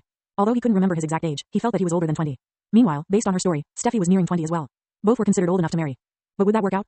Probably not. The smoldering of the fireplace interrupted his daydream. He approached the fireplace and knelt to light another candle from an ember. Afterward, he went upstairs to the study. Once inside, he realized he had the entire room to himself. The newfound privacy relieved him like no other, but fatigue from days of walking and camping crept in quickly. He forced himself to arrange his bag and coat. Afterward, he blew out the wax candle, slipped into the bed, and pulled the blanket up. Today had been full of new experiences for him. He had finally reached Riverstead and now looked forward to a new job. The feeling that he might just pull this off and help his family financially put his mind at ease. The only thing nagging him was that he must find another place to stay the next day, and that might ruin him financially. The temptation to seek shelter in one of the vacant homes loomed large, but the risk of accusations of looting or theft was too great to ignore. Oh, I'll worry about that tomorrow. Leaving aside his worries, Lancius finally found peace and drifted into sleep. Horizon of War series. Published by Ranobes. Chapter 6. Lancius awoke to the sight of an unfamiliar ceiling, gradually recalling that he was sleeping in Steffi's house. As the events of the previous night flooded back into his mind, he took a deep breath, pushed his blanket aside, and rose to his feet. The room was dark and cold, but a sliver of weak orange light streamed in through a slit in the window. Picking up his bag without bothering to change his clothes, Lancius quietly left his room. The house was silent, and Steffi's door remained closed. He carefully descended the nearly pitch-black staircase, feeling his way down and listening to the creaking of the wooden steps beneath his weight. Reaching the bottom without a mishap, Lancius headed to the kitchen. There, he noticed more light seeping through the cracks of the door and front window. He approached the fireplace, where he had hung his old, worn shoes and socks. The lingering heat from the fireplace overnight had dried them out, freeing them from the previous day's mud. Grateful for dry footwear, he pulled out a chair and sat down to put on his socks. While the wealthy could afford longer socks or hose, Lancius made do with short ones. The cheap wool was itchy, but it was better than the discomfort of rubbing against hard soles. After putting on his socks and shoes, he thought to start a fire. Noticing that Steffi had left the fire-starting kit on the table, Lancius picked up one of the charred pieces of wood from the previous day and began to strike the stone and metal together to produce sparks. Despite a couple of unsuccessful attempts, he persisted, considering this a valuable opportunity to practice his fire-making skills. Steffi yawned as she descended the stairs, wearing an off-white mantle and hood over her head. Her face was pale from the cold, her eyes unfocused, and even her lips lacked their usual pinkness. Surprisingly, a good night's sleep seemed to have actually made her drowsy. She didn't even notice the crackling fire and was caught off guard by the warmth and light from the fireplace. Morning, Lancius greeted her. Lance, you made a fire? Well, you taught me correctly. Turns out it's not that hard when it's dry, he replied with a hint of excitement. Steffi chuckled, wanting to commend him but feeling too shy to do so. She approached the fireplace and knelt, basking in its warmth. Gradually, her pale face regained some of its healthy color. Lancius offered Steffi a cup. Without needing to ask, she took it and drank slowly, aware that drinking too fast could provoke a cough since her throat was dry. After months stranded in winter, it had become routine to drink watered wine to keep warm. Soon, more redness returned to her face, especially her lips and cheeks. How's the weather outside? She asked. Windy, with a bit of snow, he said as he sat near her. She took another sip. Have you had breakfast? Not yet. I was thinking of waiting for you first. She nodded, rose slowly, and approached the cupboard to find her small bag of grain. How's your stomach? Ready for some gruel, Lancius joked, as it was the only thing they had at the moment. Steffi snorted and turned apologetic. I'll cook stew tonight. I should be able to get something from the field kitchen. I'm not sure it's necessary, Lancius said in a serious tone. Steffi looked at him, puzzled, and Lancius explained, I'm going to rent a place tonight. Somewhere close, if possible. Ah, she muttered, clearly understanding his reasoning. Her face turned a bit sad. Lancius, ever perceptive, noticed and asked, You're good with that, right? What? Oh, sure. I'm just thinking that I'm going to eat alone again, Steffi admitted, revealing more than she wanted. Dang, why did I say that? Now, Lancius glanced to the side, seemingly perplexed before suddenly announcing, all right, change of plan, I'm staying then. Steffi almost jumped. No, you can't, she said sharply. Someone will see and start a ruckus. He furrowed his brow in doubt and asked, they'll do that, even after a siege? Steffi sighed and tried to explain, especially after a war like this when they're bored and without any entertainment. Yesterday, they had seen several houses lit, evidence that many had stayed throughout the siege. Riverstead was populous enough, and many were affluent families of craftsmen and tradesmen. A siege wouldn't uproot them. I wonder what they'll gossip about us, Lancius mused, a playful tone in his voice. Steffi met his gaze, but Lancius quickly looked away, feigning ignorance. Finishing her drink, Steffi placed the wooden cup on the table. My night master, Isolde, would have liked you, she commented without any particular intention. Her cryptic remark seemed lost on Lancius. Come again? Why do you think Isolde would like me? Steffi's face softened, and she stifled a laugh as she recalled Isolde's eccentricity. She was always unpredictable. She outwardly tried to push me into a marriage, but secretly, she always warned me not to because men are all not to be trusted. That's a bit confusing, he frowned. Indeed, she was like that, and it's not like I could afford it, she quipped, the combination of an empty stomach and wine loosening her tongue. What do you mean? Lancius asked. Well, the only thing I have is Horsey, and I don't intend to give her for dowry. The thought of Horsey as a dowry amused Lancius, who burst into laughter. What's so funny? She glared at him menacingly. No, it's just, Horsey as a dowry, he stammered between laughs, unable to provide a better explanation. She misunderstood his reaction and stared at him, making him flinch. Growing annoyed, she asked bluntly, Lance, do you need some knockings? Wait, no, hear me out, Lancius replied quickly, attempting to come up with an excuse. I mean, in my homeland, it's men who pay dowry. His explanation took Steffi aback. Her previous annoyance faded, replaced by curiosity as she nervously asked, how much is this dowry? Trying to suppress his laughter, Lancius offered a number, probably more than 3 years of pay. Steffi nodded, her brow furrowed, as she tried to calculate the sum. That's huge, definitely huge. They pay educated men more than common footmen or lowly squires. How about it? Suddenly interested, Lancius teased. Only if they're well behaved, strong, but not brutish. However, Steffi soon realized that Lancius was the only foreigner she had ever seen in Riverstead. There were no other black-haired men around. She paused to look at him and found him watching her so innocently with a faint smile. That made her wonder if this was his way of subtly proposing. Is he really into me? She couldn't help but think that marrying an educated man like Lancius would be a blessing for a dead-end, masterless squire like herself. And now he might even pay the dowry. She also noticed that Lancius had become bolder since they first met. Is it because he saw me naked once? It was easy to tell that the man had no experience with women, but that only made her more protective of him. Despite how common it was, Steffi couldn't bring herself to exploit such an innocent, sweet guy. With so many thoughts racing through her mind, Steffi chose the approach she was trained for. She chuckled menacingly, alarming Lancius. All this talk about marriage so early in the morning. Maybe we're too drunk, and a morning training session is needed to clear our heads. Lancius jumped from his seat, shuddering and shaking his head. Wait, what? No, calm down. We don't have swords, and yours isn't dull. Steffi grinned maliciously and threatened him. Sooner or later, you'll need to practice against a real sword. Today is as good a day as any. Remember we need to hit the shop and buy some clothes. Lancius said, trying to change the subject. Steffi maintained her gaze, contemplating what they could use for sparring. Lancius quickly added, maybe buy some breakfast too? I'll treat. She blinked, her eyes softening a little. Bribery huh? I doubt you have the money, but I know just the place. All right, let's go then. I'm hungry, Lancius said, urgency edging into his voice. Steffi could tell what he was doing, but decided to let him off the hook. Let me change my clothes first, she replied. Lancius immediately relaxed, clearly relieved. Lancius. For over 3,000 years, Riverstead had been a silent witness to the rise and fall of numerous kingdoms and all 3 imperiums. This ancient city, having been resurrected multiple times from the ruins, was strategically nestled among 3 rivers that flowed toward the Great River. Despite the river's presence, the surrounding land wasn't blessed with fertility, but rather with mineral wealth that had been mined since ancient times. As a result, generations of craftsmen had made their livelihoods here. With access to the Great River, Riverstead maintained direct trade links with the Far East kingdoms and also served as a crucial trade hub for the northern provinces of the Imperium. Through the city, goods, particularly from the industrious province of Midlandia, flowed northward and eastward. The city streets were paved with gray cobblestones, and the vastness of Riverstead was apparent, boasting hundreds, if not thousands, of buildings, including several multi-story structures. Lancius found it fascinating that some of the buildings bore architectural resemblances to ancient Greek or Roman styles. This morning, Lancius accompanied Steffi to the bustling market area, where they encountered open stalls teeming with people. Even in a city scarred by war, people needed to eat, and stall owners always found a way to make ends meet. Steffi chatted with some of the stall owners who eyed Lancius and made comments about him. She either shrugged or waved them off, then returned with a wooden plate filled with various foods. One particular dish caught Lancius's attention, a yellowish-white, layered square. Lancius took his knife, rubbed it on his inner clothes, and tried to get a taste, but he couldn't manage it. The food was slippery. Seeing him struggle, Steffi used her spoon and thumb to pinch off a piece of the lasagna and fed it to Lancius. Once he tasted it, he found it to be similar to lasagna, with layers of pasta-like dough and salt and cheese, but without tomato sauce. Pretty good. I wonder if they have macaroni or spaghetti. As the two ate standing in the street, the city slowly began to stir. The market was still recovering from the war, but those stalls that were open were crowded. Fortune favors the brave, Steffi remarked, noticing where Lancius was looking. Lancius nodded and commented, so casually, profit makes the world go round. So, you've heard the lore about the ancients, huh? She asked. What lore? Lancius was intrigued. Steffi furrowed her brow. The round world? You know the world is round? Lancius asked, surprised, seeking confirmation. She looked at him quizzically. It's a children's story. Everyone knows that the ancients transformed into dragons and soared around the world, outpacing the sun in a race. I suppose you foreigners don't have that tale. Lancius shook his head. Mark never mentioned it, and I've never heard a bard sing that song. Steffi chuckled. It's a children's story. Bards don't usually sing those. Try asking a wet nurse next time. Wet nurse? What's that? He was certain of his vocabulary, but nothing came to mind. Steffi just laughed it off. Come on, we still have things to do. Finding you a new tunic is a priority. With that, she led him deeper into the market, where shops lined both sides of the bustling streets. As they browsed various cheap stores, excitement sparkled in their eyes. The day was still young, but things didn't always turn out the way they wanted. Horizon of War series. Published by Ranobes. Chapter 7. Lancius and Steffi continued browsing the quiet market, where only a few persistent vendors remained after the siege. They discovered a small shop tucked between two larger, shuttered establishments. Although there was no wooden sign, an assortment of colorful clothes hung gracefully from the second-floor window.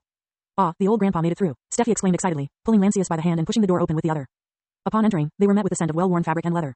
A tall, sharp-looking man with a thin beard and contrasting dark clothing rose from his seat, setting aside his needle and unfinished work. "Ah, Miss Squire, it's a pleasure to see a familiar face in Riverstead." "Happy I'm not running from my debts, Keith?" Steffi teased. Keith stifled a polite laugh, turning to Lancius. "How may I help you, tradesman?" He gestured toward the wares in his shop. "I need a tunic, affordable but with a formal appearance," Lancius replied as formally as he could be, looking at the neatly organized racks of clothing, which included tunics, dresses, and cloaks. "And for what purpose?" Keith inquired politely, albeit with a demeanor more akin to a soldier than a tailor. "He's a scribe," Steffi chimed in. "Ah," Keith murmured, turning to a neatly stacked pile of garments. "Why not this one?" Steffi suggested, pointing to an already folded piece of clothing. Keith glanced at Lancius, and Steffi assured him, "He's all right, he's with me." Lancius quickly added, "I can keep a secret."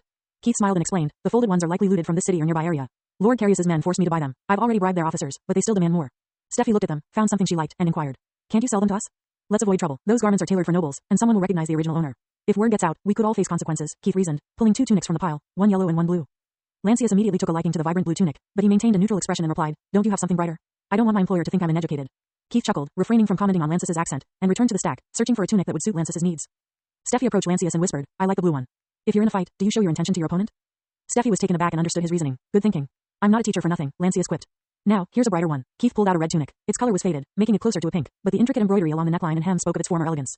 Lancius had no intention of buying that one, but he put down his leather bag on the table and tried on the red tunic. The fabric felt soft and comfortable against his skin. Linen can be this soft? You can tell from the stitches that it's quality work, not too old. You can wear it until you're too old to work, Keith joked, promoting the tunic. "What's the price for this one?" Lancius asked. "If it were new," Keith said, employing his merchant skills, "the material, dye, and tailoring cost would make this tunic worth at least 4 silver. Lancius softly sighed and said firmly, "Too expensive." "You haven't heard my offer," Keith said. Lancius removed the tunic and politely handed it back to Keith, saying, "If it's around 40 copper new, then I probably can't afford it. Do you have anything else?" "How about this centurion blue tunic?" Keith suggested. Lancius feigned disinterest. "How much for the yellow one, though it's a bit too big?" "Don't worry about the size. I can tailor it for you." Lancius smiled. "I believe that may add to the cost." Keith chuckled. 11 copper for this fine yellow tunic, adjustments included. He then showcased its features. "Feel it, fine Midlandian linen, no patched holes, no frayed stitches. It will last you a long time. You can pass it down to your son and grandson." "How about 5 copper?" Lancius countered. "I can't do it for less than 10. 6, and I'll pay the adjustment fee." "That's too low for a piece like this." Keith shook his head. Lancius sighed and politely said, "Maybe some other time then." "You won't find pieces like this anywhere else," Keith cautioned. "That's precisely my problem. Your wares are too good. I can't afford them." "That's most unfortunate. May I interest you in some less brightly colored tunics? I have quite a selection perfect for your size." "Like that blue one?" Lancius asked nonchalantly. "Yes, why don't you try the blue one?"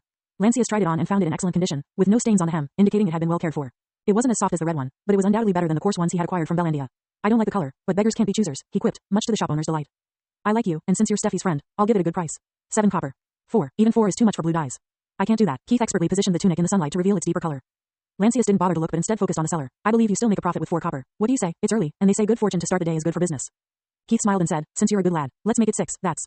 Best I can do is 5. Lancius pulled his purse and began fishing for 5 copper. 6 is a fair price, Keith said, but Lancius ignored him, so he looked to Steffi, who smiled back at him. "He's a good tradesman, Keith," Steffi remarked. Lancius presented the copper coins, spreading them on his palm for Keith to see. 5 copper. We'll both profit, and this might be the start of a good business relationship. Keith looked unsure, but Steffi delivered the coup de grace. "He's the young lord's newest retainer, you know?" With his thumb and index finger, Lancius pinched the 5 coins and offered them to Keith. Keith snorted, amused, and opened his palm. Lancius placed the 5 coins into it, and the deal was sealed. "Gratitude, you drive a hard bargain. May I learn your name, tradesman?" "I'm just a nobody. Call me Lancius." "People call me Keith Sr., the tailor," he said, introducing himself. "If I'm not around, my son, Keith Jr., will be happy to help you." "Nice meeting you, Keith.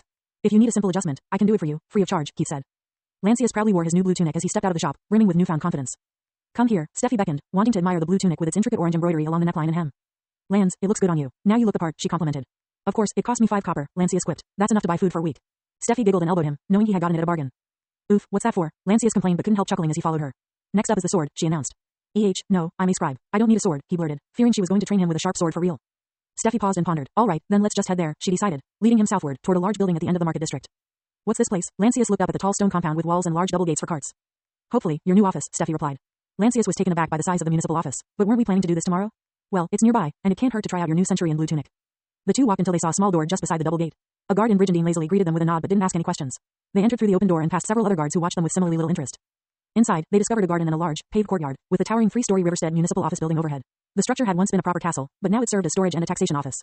Lancius marveled at the well-maintained medieval garden, filled mostly with herbs and a few blossoming flowers and plants protected by a fence. A carpet of grass and tall, old trees with roots spreading into the stone wall and buildings completed the picturesque scene. The garden was so well taken care of that Lancius commented without thinking, "This would be a great spot for a picnic." Steffi looked at him and asked, "What's a picnic?" Eating out in the open on the grass? Like when we're stuck outside on a campaign? Why would you want to do that again?" She rolled her eyes. Lancius chuckled but refrained from explaining further. They finally entered the building and observed its disheveled interior, a clear sign that it had been ransacked during the siege. The garden outside had survived, likely because it had been covered by snow all winter, but the once orderly office, a symbol of Riverstead's administrative prowess, now resembled a war-torn relic. The staff had made attempts to restore order, but it was a work in progress. Partially empty wooden cabinets lined the walls and the broken chairs, tables, and desks had been gathered, possibly pooled here to be repaired. Light filtered in through the shattered windows in the back, casting a gentle glow over the sorry scene. Two servant boys were cleaning up, while a staff member in a gray tunic eyed Lancius and Steffi with suspicion, mistaking them for a merchant and his bodyguard. My apologies, but didn't the guard inform you that the office is still closed? We're not here for business. The guards probably can see that, Steffi clarified. Lancius reached into his bag and pulled out a letter from the captain, displaying it to the staff member. I'm part of the young lord's retinue. The captain sent me. The staff member hastily wiped his hands on his sleeve before approaching Lancius. May I see the letter? Lancius glanced at Steffi, who gave a nod of approval. The staff member accepted the letter with a respectful gesture and skimmed its contents. A new member? His gaze flicked between the letter and Lancius, clearly taken aback.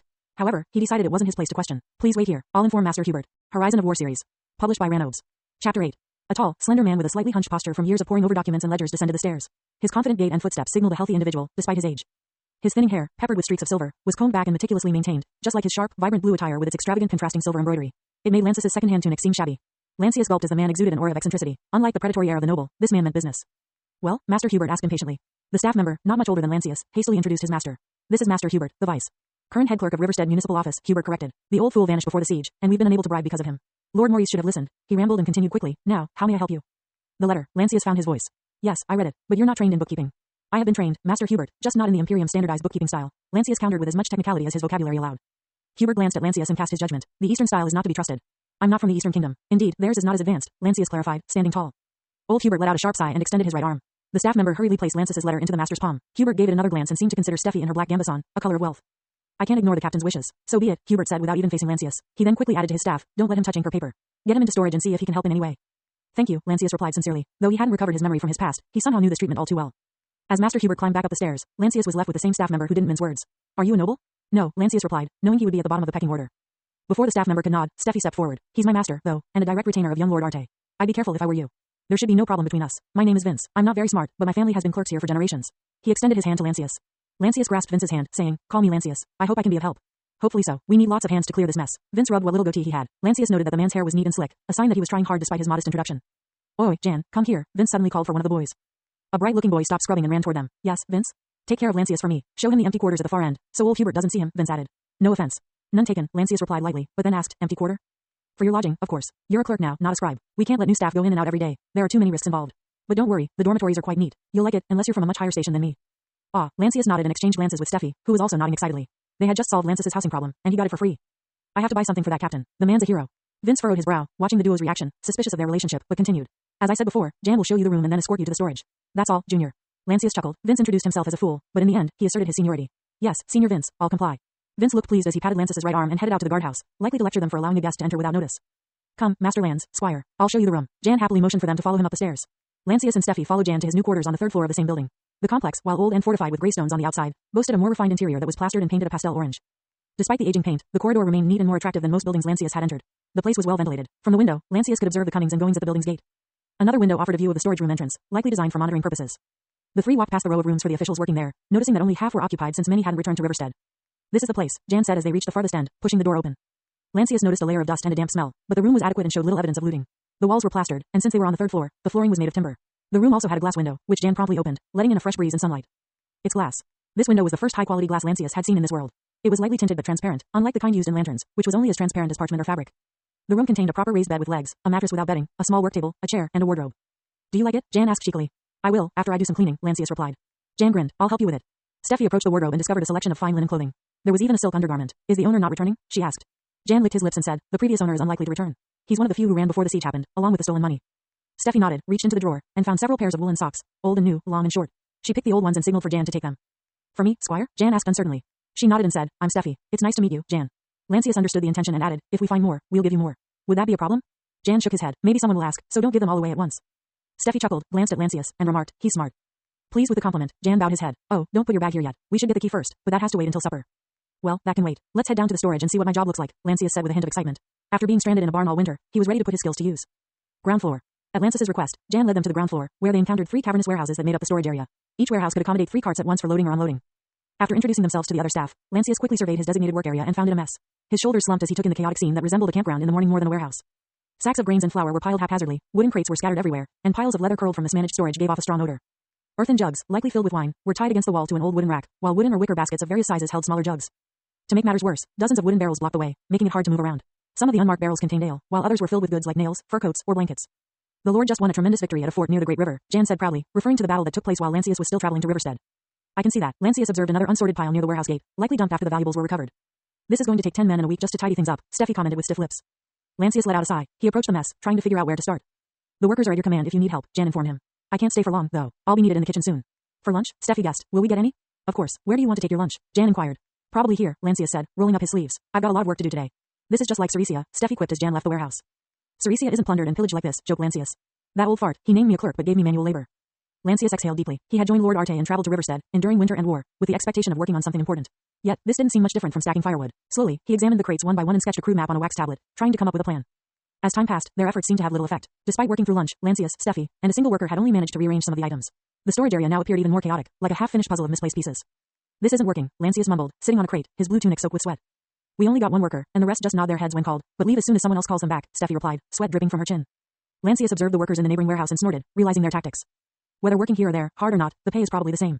It's time to change the game. Steffi, Lancius called. Yeah? She noticed the shift in his tone. I need your help with something that might solve our problem. Steffi looked around at the disorganized warehouse. Show me your magic, Lance, because we won't finish this on our own. Horizon of War series. Published by Ranobes. Chapter 9. Lancius enjoyed his late lunch in peace, undisturbed by the shouting and yelling from the staff in the neighboring warehouse. He filled his thick bread with ham and cheese, then offered half to the worker, who graciously accepted it. Thank you, master. Eat well, my good man, Lancius said casually. The man was baffled by the kind treatment but ate heartily. Lancius took out Steffi's wineskin from his bag, poured a bit into his half-filled water cup, and offered it to the man. The worker didn't refuse the offer, as he was just trying to make a living. Thank you, master, he said again, gulping it down. Lancius wasn't trying to bribe him with food, as that would be impossibly difficult. Instead, he struck up a conversation. So, how many years have you worked here?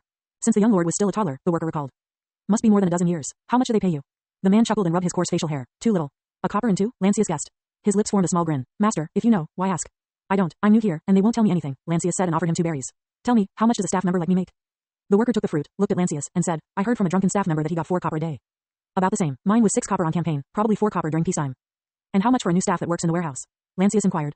Unfortunately, a lot less, he said apologetically. Not if I can help it. Lancius grinned. Tell you what, I'm just here because the captain said so. I believe when things return to normal, I'll be recalled to Lord Arte's side. The name drop shocked the man. You're part of the young lord's retinue? He sized up Lancius again, nodding his head as he recalled how Lancius was accompanied by a squire in a black gambeson. I wish you fortune then, master. Your stay here might be unpleasant. Why is that? Lancius asked. The man looked around and whispered, the one who runs this place is a bit odd in the head. Lancius chuckled. I have the same opinion. The two laughed heartily. Steffi appeared at the warehouse entrance and walked briskly toward Lancius, sweaty from her efforts. Lancius rose and quickly offered her a jug of water, which she took and drank gracefully. The man grinned while admiring Steffi's appearance. Did you get it? Lancius asked. Keith drove a hard bargain, but your note saved the day.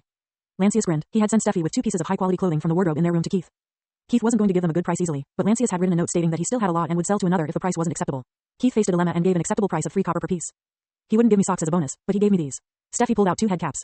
Lancius was amused. Keith was a tough nut. But you cracked him good. I've never seen him give that much ground before. Lancius gestured for Steffi to take a seat on the clean crate, and she did so, resting her legs from the return trip. Meanwhile, Lancius checked the head cap, finding it worn and yellowish, but clean, dry, and comfortable. He offered it to the lone worker. Monsieur, I can't accept this, he said, seeming half embarrassed and half fearful, perhaps because of Lancius's earlier announcement that he was part of the young lord's retinue. What's your name? Lancius asked. Wade, master. Lancius knelt and placed one of the caps in Wade's hand. Nice to know you. I'm Lancius, but you can call me Lance. Wade clenched the head cap. Good to meet you, Master Lance. Lancius returned to the crate and sat as if addressing his subject. Wade, I've been thinking about what you said earlier, about how things might be unpleasant for me. Wade nodded, so Lancius continued. I want to make my stay as enjoyable as possible. Can you help with that? But how, master? Lancius smiled. Tomorrow, bring a friend, he instructed while pinching another head cap.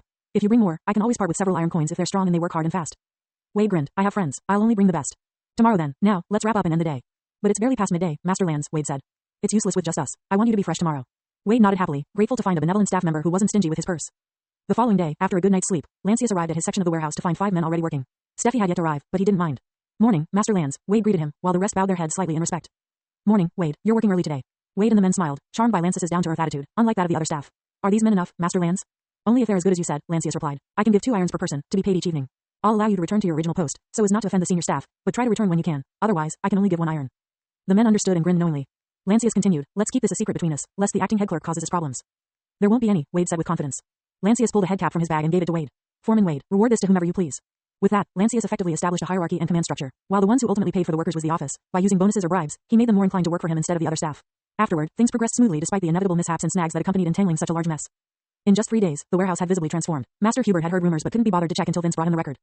Yes, I read that. Did you want more praise? Hubert scolded his staff while remaining seated behind a large mahogany table. Master, a confession. I wrote that, but the calculation was the new clerk's doing. Hubert's sharp eyes gazed at Vince, who didn't back down. Are you implying that he works at noon and calculates records at night? Does he not need sleep? Oh, I checked, Master. The light in his room faded before midnight, Vince clarified. Then how is it possible? Unless he's really good with numbers, mulled Hubert. Vince nodded. His writing is near illegible, but his calculations were spot on.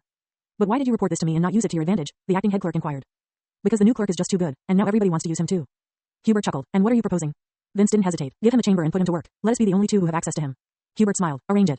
A few weeks had passed, and the frigid winds and snow that had held Riverstead City in their grip finally dissipated. Warmer air from the western sea quickly brought changes to the landscape. The snow thawed, rivers flowed once more, and the grasslands and tree lines sprang back to life. Despite the muddy roads and persistent drizzle, refugees began to flock back to the city. The first week of spring saw Riverstead come alive with bustling markets and ongoing repairs throughout the city. There were even talks of spring festivals and victory celebrations. As the city returned to normalcy, Lancius continued working alone in a small study. As he had planned, Hubert finally accepted him as a fully-fledged clerk with all its benefits. He was assigned to the third floor, just at the far end from his room. Hubert through Vince kept supplying Lancius with endless calculation work, ranging from minor purchases for kitchen supplies to various taxes received by the city. Dark shadows circled Lancius's eyes, and he yawned at random intervals. However, the cause of his sleep deprivation was not work-related. While he feigned naivety around Hubert and Vince, Lancius was well aware that working too quickly could lead to exhaustion. Since he was paid by the day rather than by the task, he deliberately paced himself. Sometimes he would double-check his work, at other times he would study the documents on hand. However, his favorite diversion was reading books under the guise of studying.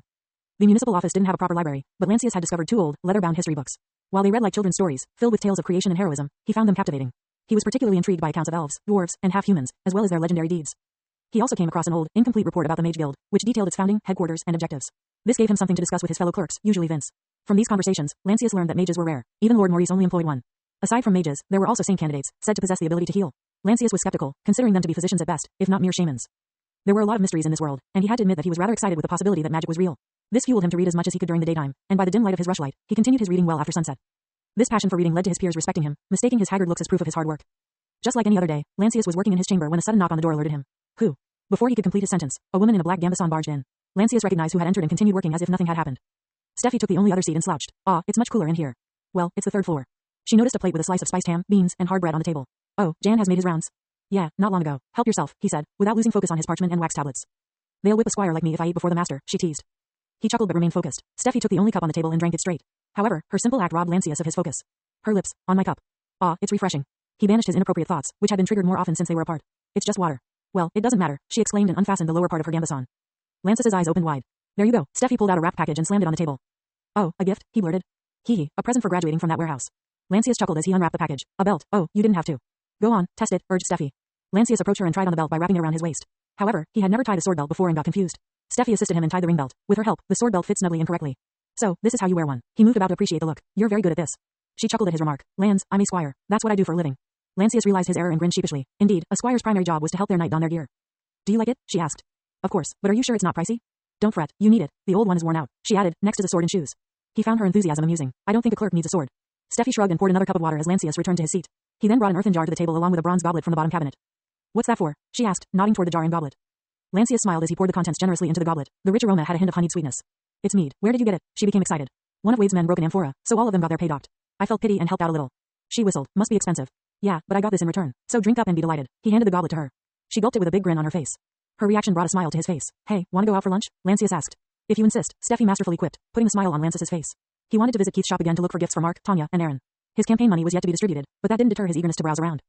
The day had turned dark. Even Lancius, usually awake late into the night with his reading, had succumbed to sleep when suddenly, the peace in his room was broken by a voice calling his name. Master Lancius, someone called again from outside the room, urgency evident in the tone. Lancius opened the door, peering out into the pitch-black hallway. Only the dim light of a servant's lantern illuminated their surroundings. Jan? Lancius opened the door slightly wider. The boy looked distraught. Some people are leaving the city in a hurry, Jan whispered frantically. Master Hubert and Vince too. Wade saw them packing goods onto a fast carriage. Lancius's mind raced as he tried to make sense of why Hubert left, along with Vince. Embezzlement? No, the old crook is far too eccentric for that, and Vince collects wages for doing nothing. There was only one possibility left, war. Quick, help me pack my things, Lancius said, rushing over to the cabinet and flinging its contents aside. He knew he was probably too late, but he didn't need to outsmart anyone, just enough to get himself out of harm's way. Horizon of War Series. Published by Ranobes. Chapter 10. The large glass window on the second floor creaked as Jan heaved it open. Remember to climb down the bricks. It's too high to jump, the young servant whispered, opening the window to its fullest extent. Lancius's heart raced. Earlier, Jan had convinced him this was the only way out without being seen by the guards. The municipal office was built like a castle and had just one exit. Can't Wade smuggle me out or something? He can hardly even get out himself. Together with you, it's just not possible, Jan argued. Slowly, Lancius approached the window and was surprised by his disheveled appearance in the incomplete reflection on the glass, but the chilly evening air rushed inside and demanded his attention. Which part of the garden is beneath us? He asked, knowing the soft ground was his only safety net. The one at the far end, near the old tree. Lancius hesitated. The darkness challenged him to jump. Master, please be quick, or someone will find out, Jan urged, as they were on the same floor as the staff's dormitory. Are you sure you don't want to leave with me? Lancius asked. Who would feed me if I go? I'm a servant. I was here when the city was taken. They did little harm to me, Jan whispered. Taking a deep breath, Lancius flexed his hands to test his grip and began to climb. He placed his hands on the stone window frame and pulled his body up. The night sky came into view, showcasing both beauty and terror. Fear would surely paralyze him if he could measure the height. Turn around, Jan urged him. I know, just give me a moment. Lancius turned to face the wall and began to climb down. The earthy scent of moss warned him that the stone surface might be slippery, but he quickly found suitable spots for his hands and feet, securing solid footing. This isn't too hard. The municipal building was nearly ancient, having faced partial destruction and rebuilding several times throughout the centuries. Each time, only its entrance and courtyard received proper repairs, while the other sides remained rough and ill-finished. Good luck, Master Lancius. Lancius looked up, but the creaking from the window signaled that Jan had already left. With no way back, he took a deep breath and continued his descent.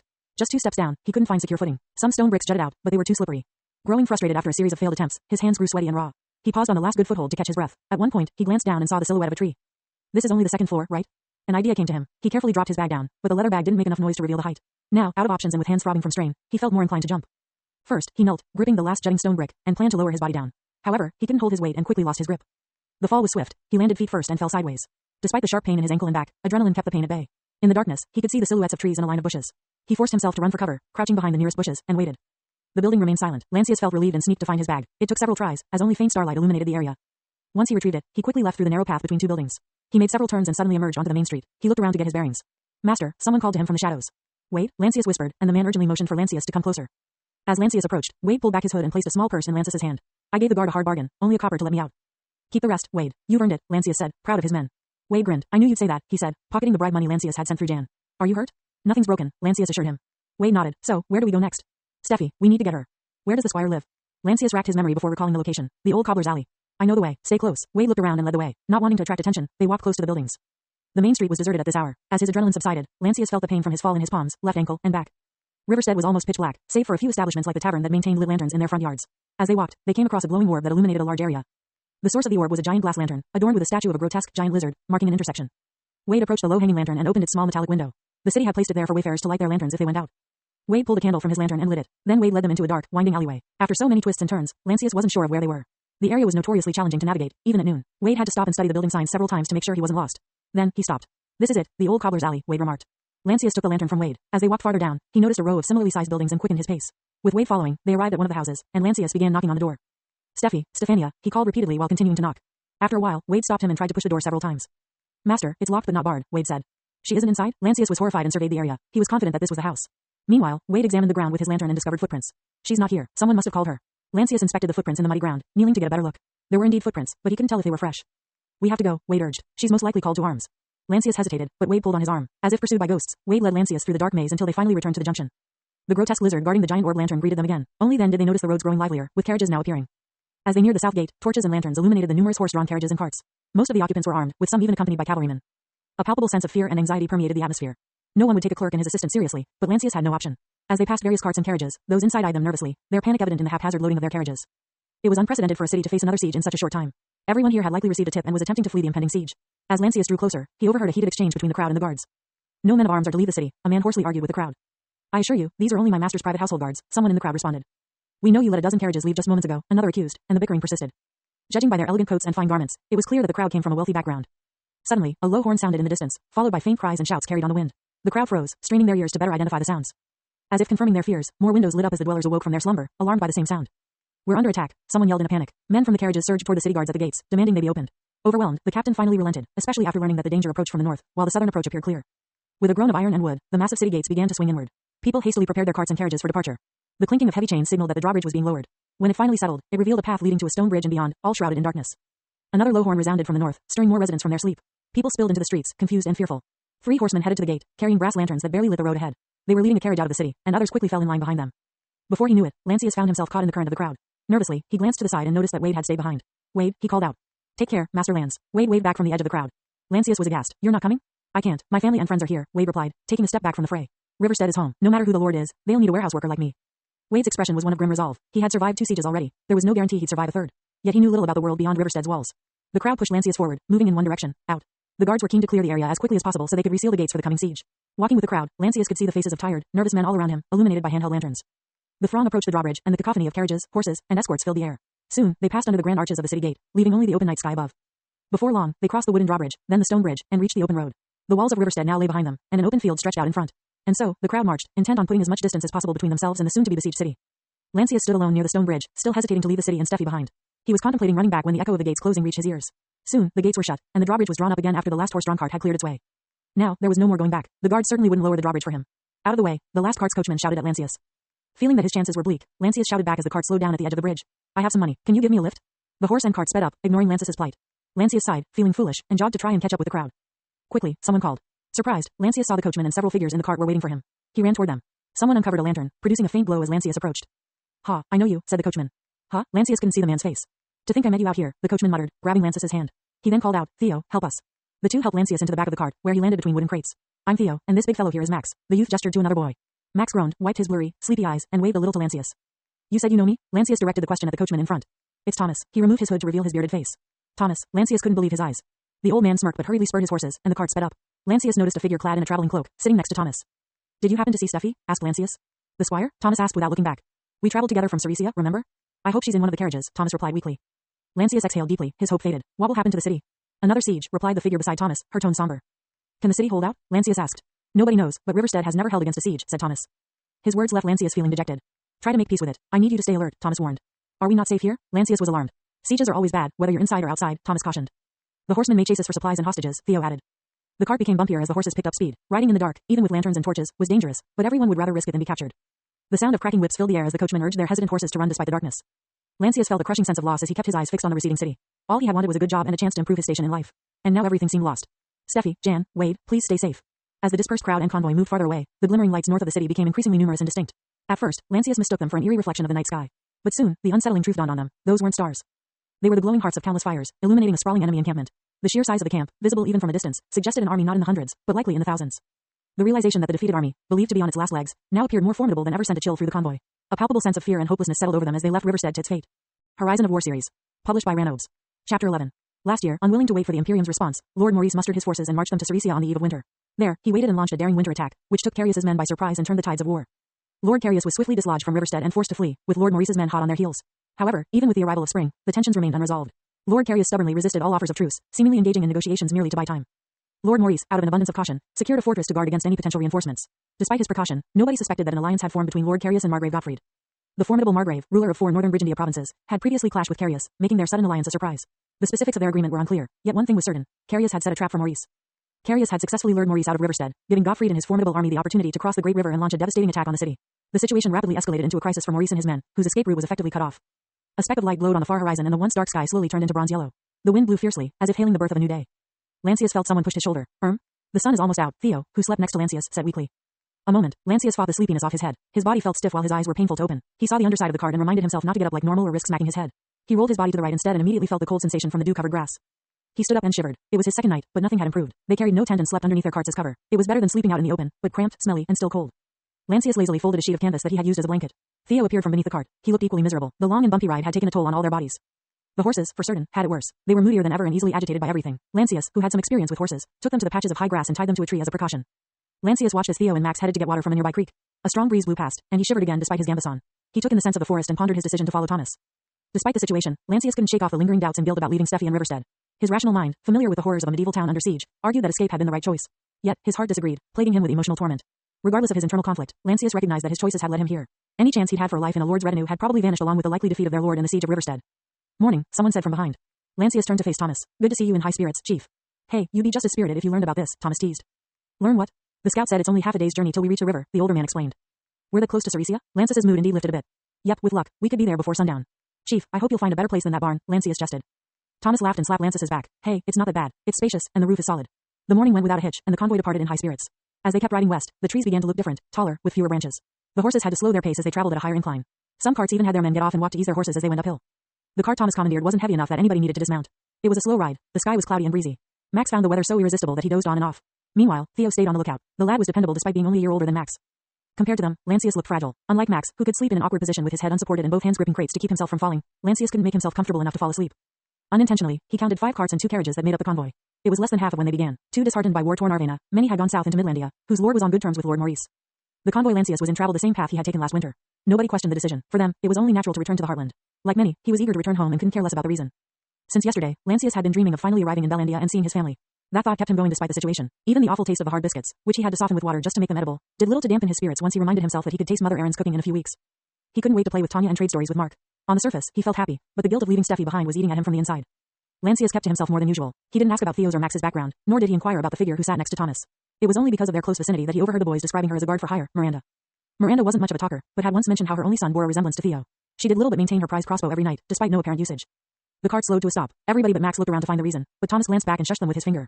Listen. There were faint sounds of water moving rapidly. The river, exclaimed Theo. The convoy needed to wait before they could cross the narrow bridge. The old wooden structure often had its support beams weakened by the strong current, and they needed to check it for safety. The rest of the convoy dismounted as they waited. Most went to the river to sightsee, fill their canteen, or wash their face. Lancius and Theo saw Miranda dismount, and they decided to follow. Thomas tied the horse to a tree and jogged after them, leaving Max sleeping alone in the cart. Lancius felt rejuvenated. The water's edge was picturesque, and the weather was lovely. Many sat on the ground or rested their back on the grass. A good respite from all the rough rides they had these past few days. Boss, Max cried from behind. The tone made Thomas to jump into action. As he ran to the cart, Lancius and Theo followed. They watched as men from the other carts panicked and scrambled for the wooded area with just their weapons. Miranda ran past Thomas and jumped to the top of the coachman's seat. Her face looked stricken. Grab your spears and run to the trees. The carts in front made a risky dash to cross the bridge, but for the rest of them, there was no choice but to run for the woods.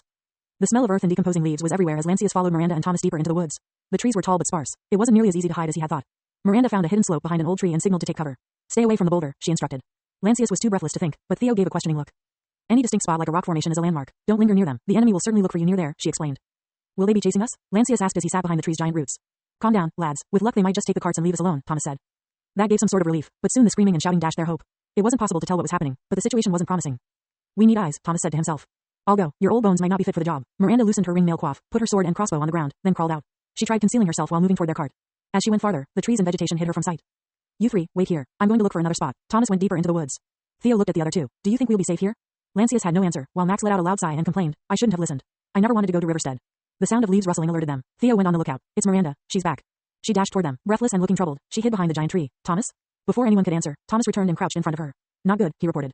What did you find? Miranda asked. Horsemen. They've cut off our escape. Damn it, they also have footmen encroaching on us. We're trapped. They want hostages. Or slaves, Thomas added. So, what should we do? Theo asked, his voice laden with worry. They were trapped, with horsemen at their backs, a river to their left, and footmen blocking their path ahead. Their options were dwindling rapidly. A cold sweat formed on Lancius's back, and his grip on his spear tightened. Thomas was silent. He knew the grim reality. Their entire convoy consisted of only 30 men, most of whom were not fighters. Miranda pulled her leather strap necklace. It connected to a small pouch she hid behind her ringmail. She emptied the content into her palm and revealed rings, jewelry, and gold coins. Such valuables were so unexpected that they all did a double take. For them, the value of such treasure was beyond their ability to comprehend. My job is to deliver this to Alba Castle, she began. Surian was wounded in battle. He's in no condition to ride, and chances are he'll get captured along with Riverstead. He wanted to send his signet ring and valuables to his son. That way, his son could either ransom him or succeed him if he perishes. Miranda handed 2 decorated silver rings to Thomas. Return these to his family and claim your reward. Why are you doing this? You should do this yourself, Thomas protested. Someone needs to lead them. I'll manage somehow, she said as she prepared her crossbow. Alone? It's too risky. I can't let these boys be taken into slavery, Miranda insisted, and Thomas finally relented. The worst that could happen is to meet my son and husband in the afterlife, she murmured, more to herself than to Thomas. Her words stunned the three, while Thomas looked grim as if remembering a bad memory. Without wasting more time, she gave Theo a jewel-encrusted brooch and Max an ornamented buckle. Then she handed out half the coins to Lancius. You're a scribe of some sort. Count it. 6 gold coins and 16 silvers.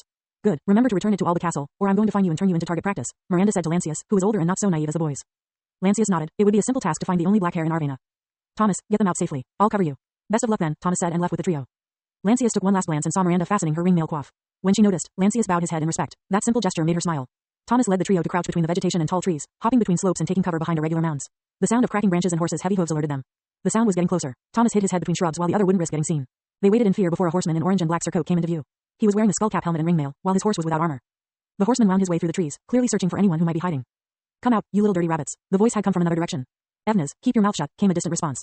The banter between still unseen individuals made the orange and black horseman chuckle. Thomas pulled back from his lookout spot and whispered, I need to draw him away. Remember to keep walking with the river to your right. Find a shallow place and cross, but avoid Ceresia. The enemy will be there. And then, without warning, Thomas climbed out of hiding and ran in the opposite direction. Halt, the horseman cried as he spotted Thomas. I found one, he declared to his comrades, and clenched his legs to signal the horse to speed up. Evnas, go assist him, commanded the other person, but before the second rider could come, the rider in orange and black had given chase. Meanwhile, Theo froze, but Max, who understood the situation, dragged his friend from the spot. Lancius followed without a word. Thomas zigzagged between the trees as he ran, but the horseman kept his cool and trailed him from a distance. He couldn't run and hide forever. Out of breath, he slowed down. Before he stopped, instinct guided him to stand in the open instead of hiding behind the trees. The horseman closed in with a drawn sword. The sound of hoofs pounding the ground echoed through the air as he charged, intending to kill. Thomas stood on his ground, his axe ready in his right hand. But the rider's approach left no gap, forcing Thomas to dodge roll at the last moment into the trees. The horseman overshot his approach, trotted his horse around, and prepared for another pass. He could afford to play this cat and mouse game patiently. One more pass and then another. The horseman kept harassing his prey to provoke them into making a mistake. Out of breath and out of tricks, Thomas's attempt to bait the rider into a duel on foot had failed. Now, he risked meeting up with the footman, or worse, the second horseman. The horseman seemed to enjoy this and started another approach when a sharp, distinct sound echoed. It wasn't loud, but the rider staggered, dropped his sword, and moved about erratically. A bolt had penetrated his ringmail through the doublet and ruptured his lung. The rider soon suffocated as his lung became filled with blood. Thomas dragged his tired legs, then attempted to deliver the killing blow, but before he could, someone rushed in from another direction and speared the rider. The rider cried out in pain, but was unable to retaliate. His flailing causing his horse to panic. He fell backward, hitting the ground hard as the horse galloped away. The fallen man, decked in the orange and black surcoat, lay motionless, either from the fall or his fatal wound. Ronan, Thomas called. Thomas, who shot the bolt? Ronan asked as he pulled his spear from the dead body. It's Miranda. Where are the other guys?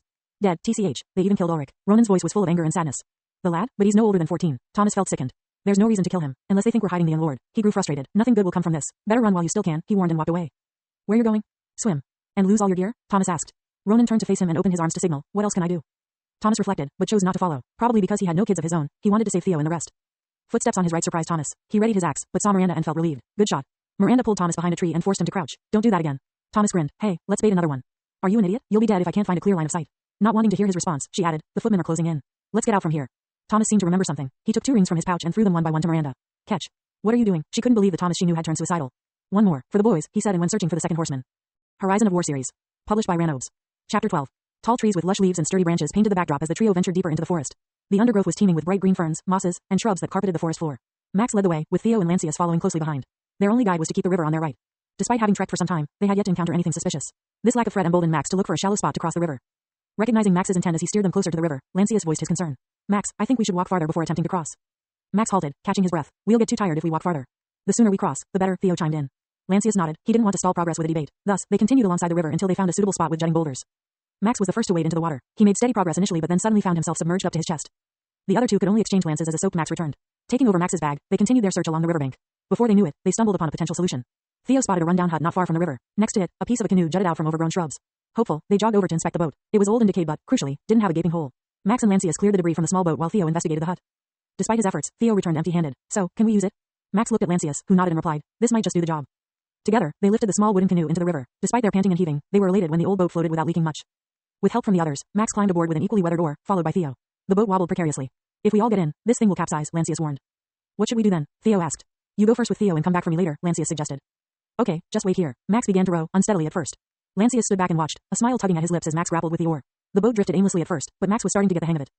The emerging sun cast beautiful reflections on the water's surface. Max was making good progress when he abruptly stopped and lurched forward. Theo quickly steadied his friend before shouting and waving at Lancius. Lancius couldn't make out what Theo was saying due to the river's noise. He initially thought Max had grown weary from rowing, but then he spotted a blot of red on Max's tunic. He instinctively ducked and scanned the area in terror. Confirming his fear, a silvery object darted again toward the boat, striking its side. Crossbowman?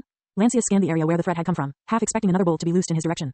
Get the boys, kill them. They might be Maurice's bastards. A chilling voice echoed from the woods. But the expected bolt didn't come, and Lancius saw no one.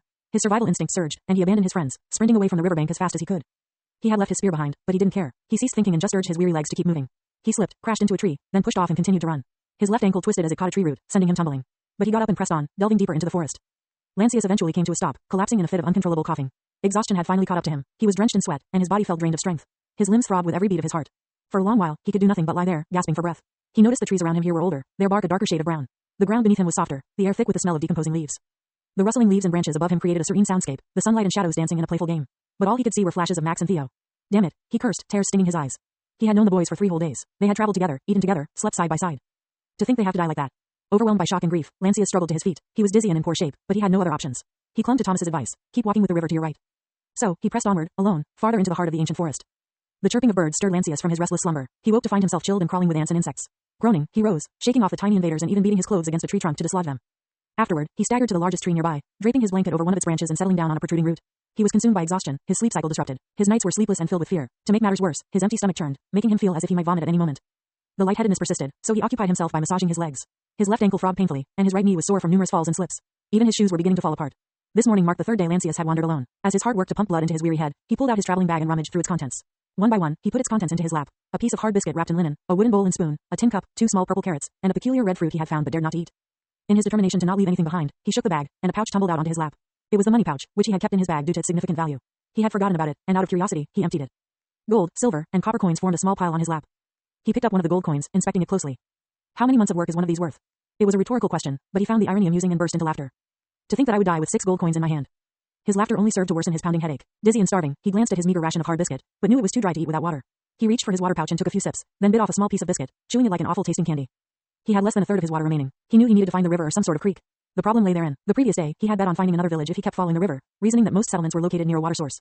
Ceresia farmland was near a river delta, Bellandia had a large creek, and Riverstead was flanked by 3 rivers.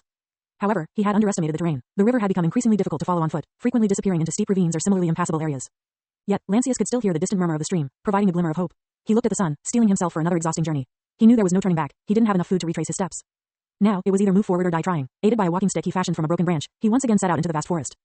Lancius's stomach turned. He felt so weak and famished that he felt like boiling some leaves or mushrooms. His lack of tools to start a fire was now his greatest regret. It had cost him dearly. Fire would help ward off the chilly nights and kept insects from crawling over him. But most importantly, the absence of fire limited him to the wild berries he dared to eat. Hunger was all in his mind. Yesterday, he had eaten the last half of his hard biscuit. Now, only a leftover carrot remained, but even after chewing it, he found little respite from his hunger. To make matters worse, his water skin was nearly empty, as he still hadn't located the river. The sun was high on the horizon when he finally found the will to continue southward. His legs wobbled with exhaustion and fever seized him in waves, yet he trudged on almost mindlessly. He knew that if he didn't find a settlement today, surviving tomorrow would be near impossible. The terrain was unforgiving, forcing him to mind his steps on the moss-covered rocks, fallen branches, and overgrown shrubs. There was never a direct path. He constantly had to adapt and navigate when the terrain became too treacherous. By midday, his stamina had dwindled to the point that he needed to lean on a large branch for support. The dizziness persisted, and he slumped to the forest floor. He reached for the last piece of food he had, a fruit resembling a red mango. With his left hand, he unsheathed his knife and inspected the short blade. But instead of using it to cut the fruit, the sharp edge seemed to beckon him. After days of wandering alone in the wilderness, he questioned his own sanity. He tried to soothe his racing thoughts, but feverish images persisted. Steffi, Jan, Thomas, Max, Theo, Miranda. Lancius recalled their faces and exhaled deeply. Half of him felt so guilty that he contemplated ending it all right there, but the other half clung to a sliver of hope. Before he knew it, he was overcome by shivers, and exhaustion claimed him. He managed to sheath his knife before collapsing onto his side. He intended to take a brief nap, but half an hour turned into 12. Lancius didn't realize a new day had dawned when he opened his eyes. He felt surprisingly refreshed, and even his ankles seemed better. Oddly enough, he didn't find the usual insects crawling on his clothes. There was nothing unusual in his surroundings, except for a plant with dark purple leaves and flowers near him. With nothing to lose, he took his knife and carefully excavated the plant, making sure to extract it complete with its roots. He wrapped it in leftover linen and stored it in his bag. Afterward, he checked his gear, took the last sip of water, and mustered his will for another trek. Strangely, he no longer felt hungry. Unbeknownst to him, his digestion had slowed down as he'd barely eaten in almost a week. Now, his body pulled energy directly from his fat, and he became skinnier each day. After what felt like 2 hours, he could hear the river more distinctly than before. This spurred him to continue. Suddenly, his foot plunged into what felt like a puddle of water. He instinctively pulled it out, startled by the cold, wet sensation. On examining his surroundings, he found he had stepped on a hidden creek that was concealed by ferns, shrubs, and other vegetation. This stroke of luck made him burst into laughter. Suddenly, a loud neighing sound startled Lancius, causing him to jump sideways and land on his backside. A horse? He could hear the animal's heavy breathing coming from somewhere behind the trees. He quickly filled his canteen from the creek and set off to find the horse. He was concerned about the horse's rider, but after being alone for so long, he was willing to risk even a cell or a dungeon. As Lancius peered between the trees, he spotted a brown horse with white spots. It was calmly drinking from the creek in the middle of a small clearing. The horse was saddled and had reins, indicating the presence of an owner. Lancius scanned the surroundings, but found no one even after several minutes. After some deliberation, he slowly approached the stream, doing his best to appear non-threatening. The horse neighed unhappily, but Lancius remained calm. He knelt by the creek to clean his hands and face, something he hadn't done in days. He continued to observe his surroundings and noticed saddlebags on the horse. Seeing them as a potential lifeline, he gathered the courage to approach. He racked his brain to recall what Steffi had taught him about horses. He made no sudden movements, approached the horse indirectly, and stayed within its line of sight. After a tense moment in which the horse moved several times and Lancius paused to give it space, he finally managed to grab the reins. As he took hold of the leather strap, the horse protested but didn't run or kick. Easy, boy. Lancius patted the horse's head to calm it down before moving to the saddle. He wasn't planning to ride. His horse riding skills were far too poor. Instead, he opened the saddlebags and unloaded their contents onto the forest floor. There were pouches, ropes, onion-smelling thing, linens, and various other items. On the other side, he found water pouches, a metallic flask, a black metal pot, and a sheet of fabric. The last thing he did was unstrap a sword from the saddle. As the sword clattered to the ground, he first gathered the pouches and moved the items away from the horse, lest the animal trample them. Once done, Lancius let go of the reins. Go on, you're free to go. The horse remained distrustful but eventually trotted away. He had considered keeping her, but he was too worried that her rider was nearby. He was also concerned that leading a horse might make him an easier target to track. Loaded with goods, Lancius moved to find some cover. He continued until he found a cluster of gigantic trees with tall shrubs on either side, and then he began to unpack. Nuts, this is promising. And this is, moldy bread, yuck. He threw the bread away, along with some rotten salted meat to avoid attracting any carnivores. Without wasting any time, he popped a handful of nuts into his mouth, finding they tasted somewhat like almonds. He then uncovered thin biscuits and eagerly devoured them. The biscuits were superb, better than any he had ever had. Next, he cut a chunk of cheese and ate it whole. Curiosity led him to sample the ale from the engraved metallic flask. He coughed heavily as his throat burned, but he felt invigorated. A metallic glint caught his attention. He had forgotten about the sword. He picked it up and drew it from its scabbard. It was a fine-looking arming sword. Its blade had a fuller, the crossguard looked sturdy, and the pommel was rounded. The blade only had minor defects or imperfections. As Steffi had taught him, only the area around the tip was razor sharp. The rest of the blade was only as sharp as scissors and meant to be used against an armored opponent. Feeling satisfied, Lancius sheathed the sword again and felt somewhat safer because of it. Not knowing how much time had passed, as the woods obscured the sun, he decided to push his luck further and continued his search for a way out. A horse, even a lost one, is a good sign that a settlement is near. With renewed spirit, he slung his newfound sword over his shoulder, along with his loaded bag, and set off again. His instincts told him to follow the creek, so he abandoned his search for the river. The terrain became more challenging, with boulders scattered here and there. The sun changed its hue to a reddish orange, and the trees began to thin out. This urged him to quicken his pace, and he noticed a spot where numerous beams of light penetrated the forest floor. Jogging toward the clearing, he hoped to find something, but what he saw left him speechless. Vast meadows, 2 distant hills, a lake, and small rectangular shapes that could be farms or orchards. It wasn't just a clearing, it was a way out. A warm wind greeted Lancius as he emerged back into the civilized world. Horizon of War series. Published by Ranobes. Chapter 13. Lancius sprinted through the woods until his better judgment stopped him. He surveyed his surroundings and concealed himself. Examining his bag, he realized he had items that could arouse suspicion. A clerk fleeing from war with a sword wouldn't go unnoticed, and carrying a large sum of gold coins would be unwise. At best, they could be confiscated. At worst, he could be robbed or jailed as a thief. So, he scanned the area and noticed something gray. Lancius cautiously approached the spot, careful not to lose his bearings. As he got closer, he saw a large, half-buried boulder, which was easy to locate even from a distance, as Miranda had told him, perfect as a landmark but not for hiding. Lancius then spotted an old tree with dark-colored bark behind some shrubs. He pushed through the surrounding vegetation and reached the tree. Sitting on one of its giant roots, he felt protected by the plants that concealed the spot. Lancius then noticed a gap in the tree roots and cautiously inserted his sword, still in its scabbard, to test its depth while praying he wouldn't disturb any snakes or spiders inside. Finding the hole deep enough and undisturbed, he pulled out the sword and dug a small hole for his money pouch. He carefully placed the pouch inside, covered it with dirt, and flattened the surface using the scabbard. He then gathered several stones and plugged the hole, followed by a layer of dried leaves to conceal it further. Satisfied with his work, Lancius checked his pockets for anything that might raise suspicion and found his purple plants. On a whim, he pulled out his knife and began digging in a clearing near the ancient tree. He planted the purple plants and sprinkled some water on them. Now, he was ready to meet the villagers. Filled with anticipation and hope, Lancius retraced his steps to the gray boulder and then walked east toward the village beyond vast meadows and a clear, azure blue lake. After an hour of walking, Lancius spotted an elderly couple in their orchard, staring at him. Lancius waved at them, and they quickly dropped their gardening tools and approached him. Young man, they called. Lancius stopped, his heart racing, as he finally met them. Young man, are you a merchant? The elderly woman in gray gardening attire asked. Huh? He isn't, Martha. Your eyes are deceiving you again, said the elderly man with a thin face but sharp eyes. I'm sorry, I'm not a merchant, Lancius replied. May I ask the name of this village? They were stunned. Are you lost? Victoria is far from anywhere. I came through the woods, Lancius said, gesturing toward the forest. The couple was taken aback. The elderly woman motioned for him to follow her, while the elderly man grasped Lancius's hand and led him away. Come with us. The village chief will need to know. Over 2 weeks had passed in peaceful monotony. Life in the village of Toria was much like Bellandia for Lancius, slow and tranquil. The sun blazed on this day, but a cool, pleasant breeze persisted. Lancius sat on a backyard porch bench as the village chief skillfully cut his hair. The old man with graying hair wielded his large scissors with ease. There, now you look the part, the chief said. Thank you, chief. Lancius then took a refreshing outdoor bath using water from the well, a quintessential summer activity. So, you're leaving tomorrow? The chief inquired while sweeping the porch. Yes, in the morning. I see. The old man nodded. I'll ask my daughter to cook breakfast for you. Gratitude, Lancius replied with a smile. The chief waved his hand and went inside. Lancius dried himself with a clean cloth and dressed in his work clothes. Though the summer sun would make him sweat soon enough, he didn't mind. He retrieved a wicker basket, a hemp sack, and a large, round hat from the shed. Lancius routinely gathered firewood and wild berries, viewing it as both exercise and a way to contribute as a guest. He strolled leisurely along the path leading to the forest, waving politely to the people he encountered. Serene and picturesque, Toria featured fields and terraced farms that had recently turned a subtle shade of yellow, enlivening the landscape. Cicadas chirped, and birds flew freely around the lake, which teemed with life. As usual, Lancius chatted with the elderly couple he first met in Toria before excusing himself and heading toward the forest entrance. Ensuring no one followed, he made his way to a gray boulder. His recently purchased second-hand shoes were slightly oversized, but they protected his feet well enough. Usually, Lancius would head directly to the half-buried boulder where he had hidden a thick piece of wood about the size of a sword. This piece was heavier than a real one, and he often used it for training after gathering firewood. Several trees had low-hanging branches that were perfect for this purpose. While he could have used the blade he had found, he didn't want anyone to see him in possession of a sword. However, today was different. Upon catching sight of the gray boulder, Lancius veered right, heading toward the ancient oak tree. Pushing through the surrounding shrubs, he found a comfortable spot on one of its giant roots. The plant with purple leaves he had planted seemed to keep the area insect-free. Now, its small flower was blooming once again. Lancius watered the healthy plant using his water pouch, carefully weeding out any other vegetation around it. Through walking, carrying out small chores, and engaging in occasional training, he felt that he had recovered. He had gained weight, and the blisters on his feet had healed. His left ankle, however, never felt quite the same, but he accepted that there was little he could do to change that. Birdsong from overhead reminded him of his task. Today, he didn't need to forage. Instead, he lowered his basket, knelt, and removed dried leaves from between the tree roots. He easily found the stack of firewood he had saved earlier. Afterward, he removed several stones between the roots where he had hidden his sword and money pouch. Seeing no signs of spiders or snakes, he carefully reached inside and retrieved his arming sword. Even within its scabbard, the sword felt light. Resisting the urge to check the blade, he placed it inside a hemp sack and concealed it in a wicker basket, covering it with firewood. Next, he dug a little deeper and pulled out his old money pouch. After confirming the contents of gold and silver, he placed it in his trusted bag. Lancius felt guilty for keeping these items a secret. The chief had been kind to him despite his dubious background and circumstances, but he couldn't risk confiscation. The sun turned orange and bathed the clouds in gold-colored rays. Lancius packed his gear. His old fear of getting lost in the forest haunted him deeply. He knew it was a close brush with death. The villagers told him that the river he had followed flowed westward into the great forest. If he had gone there, then he would have certainly died. There was no known path through, and it would take weeks to cross it. That is if he survived the rumored foul beasts and monsters that lurked inside. Lancius looked at the purple plant one last time. Despite its special properties, he had no heart to pluck it for the second time. He left the plant and oak tree behind. With hurried steps, he returned to the village. Sundown came, and supper was served. The chief finished early as usual and left the two youngsters to clean up. I heard you're going? Amelia, the chief's daughter, asked while cleaning the plates. Yeah, while you were away, the land official returned with a travel permit, Lancius replied while scrubbing the cauldron. I see. The village of Toria was so remote that it took 7 days for the land official to learn about Lancius and to arrange someone to visit.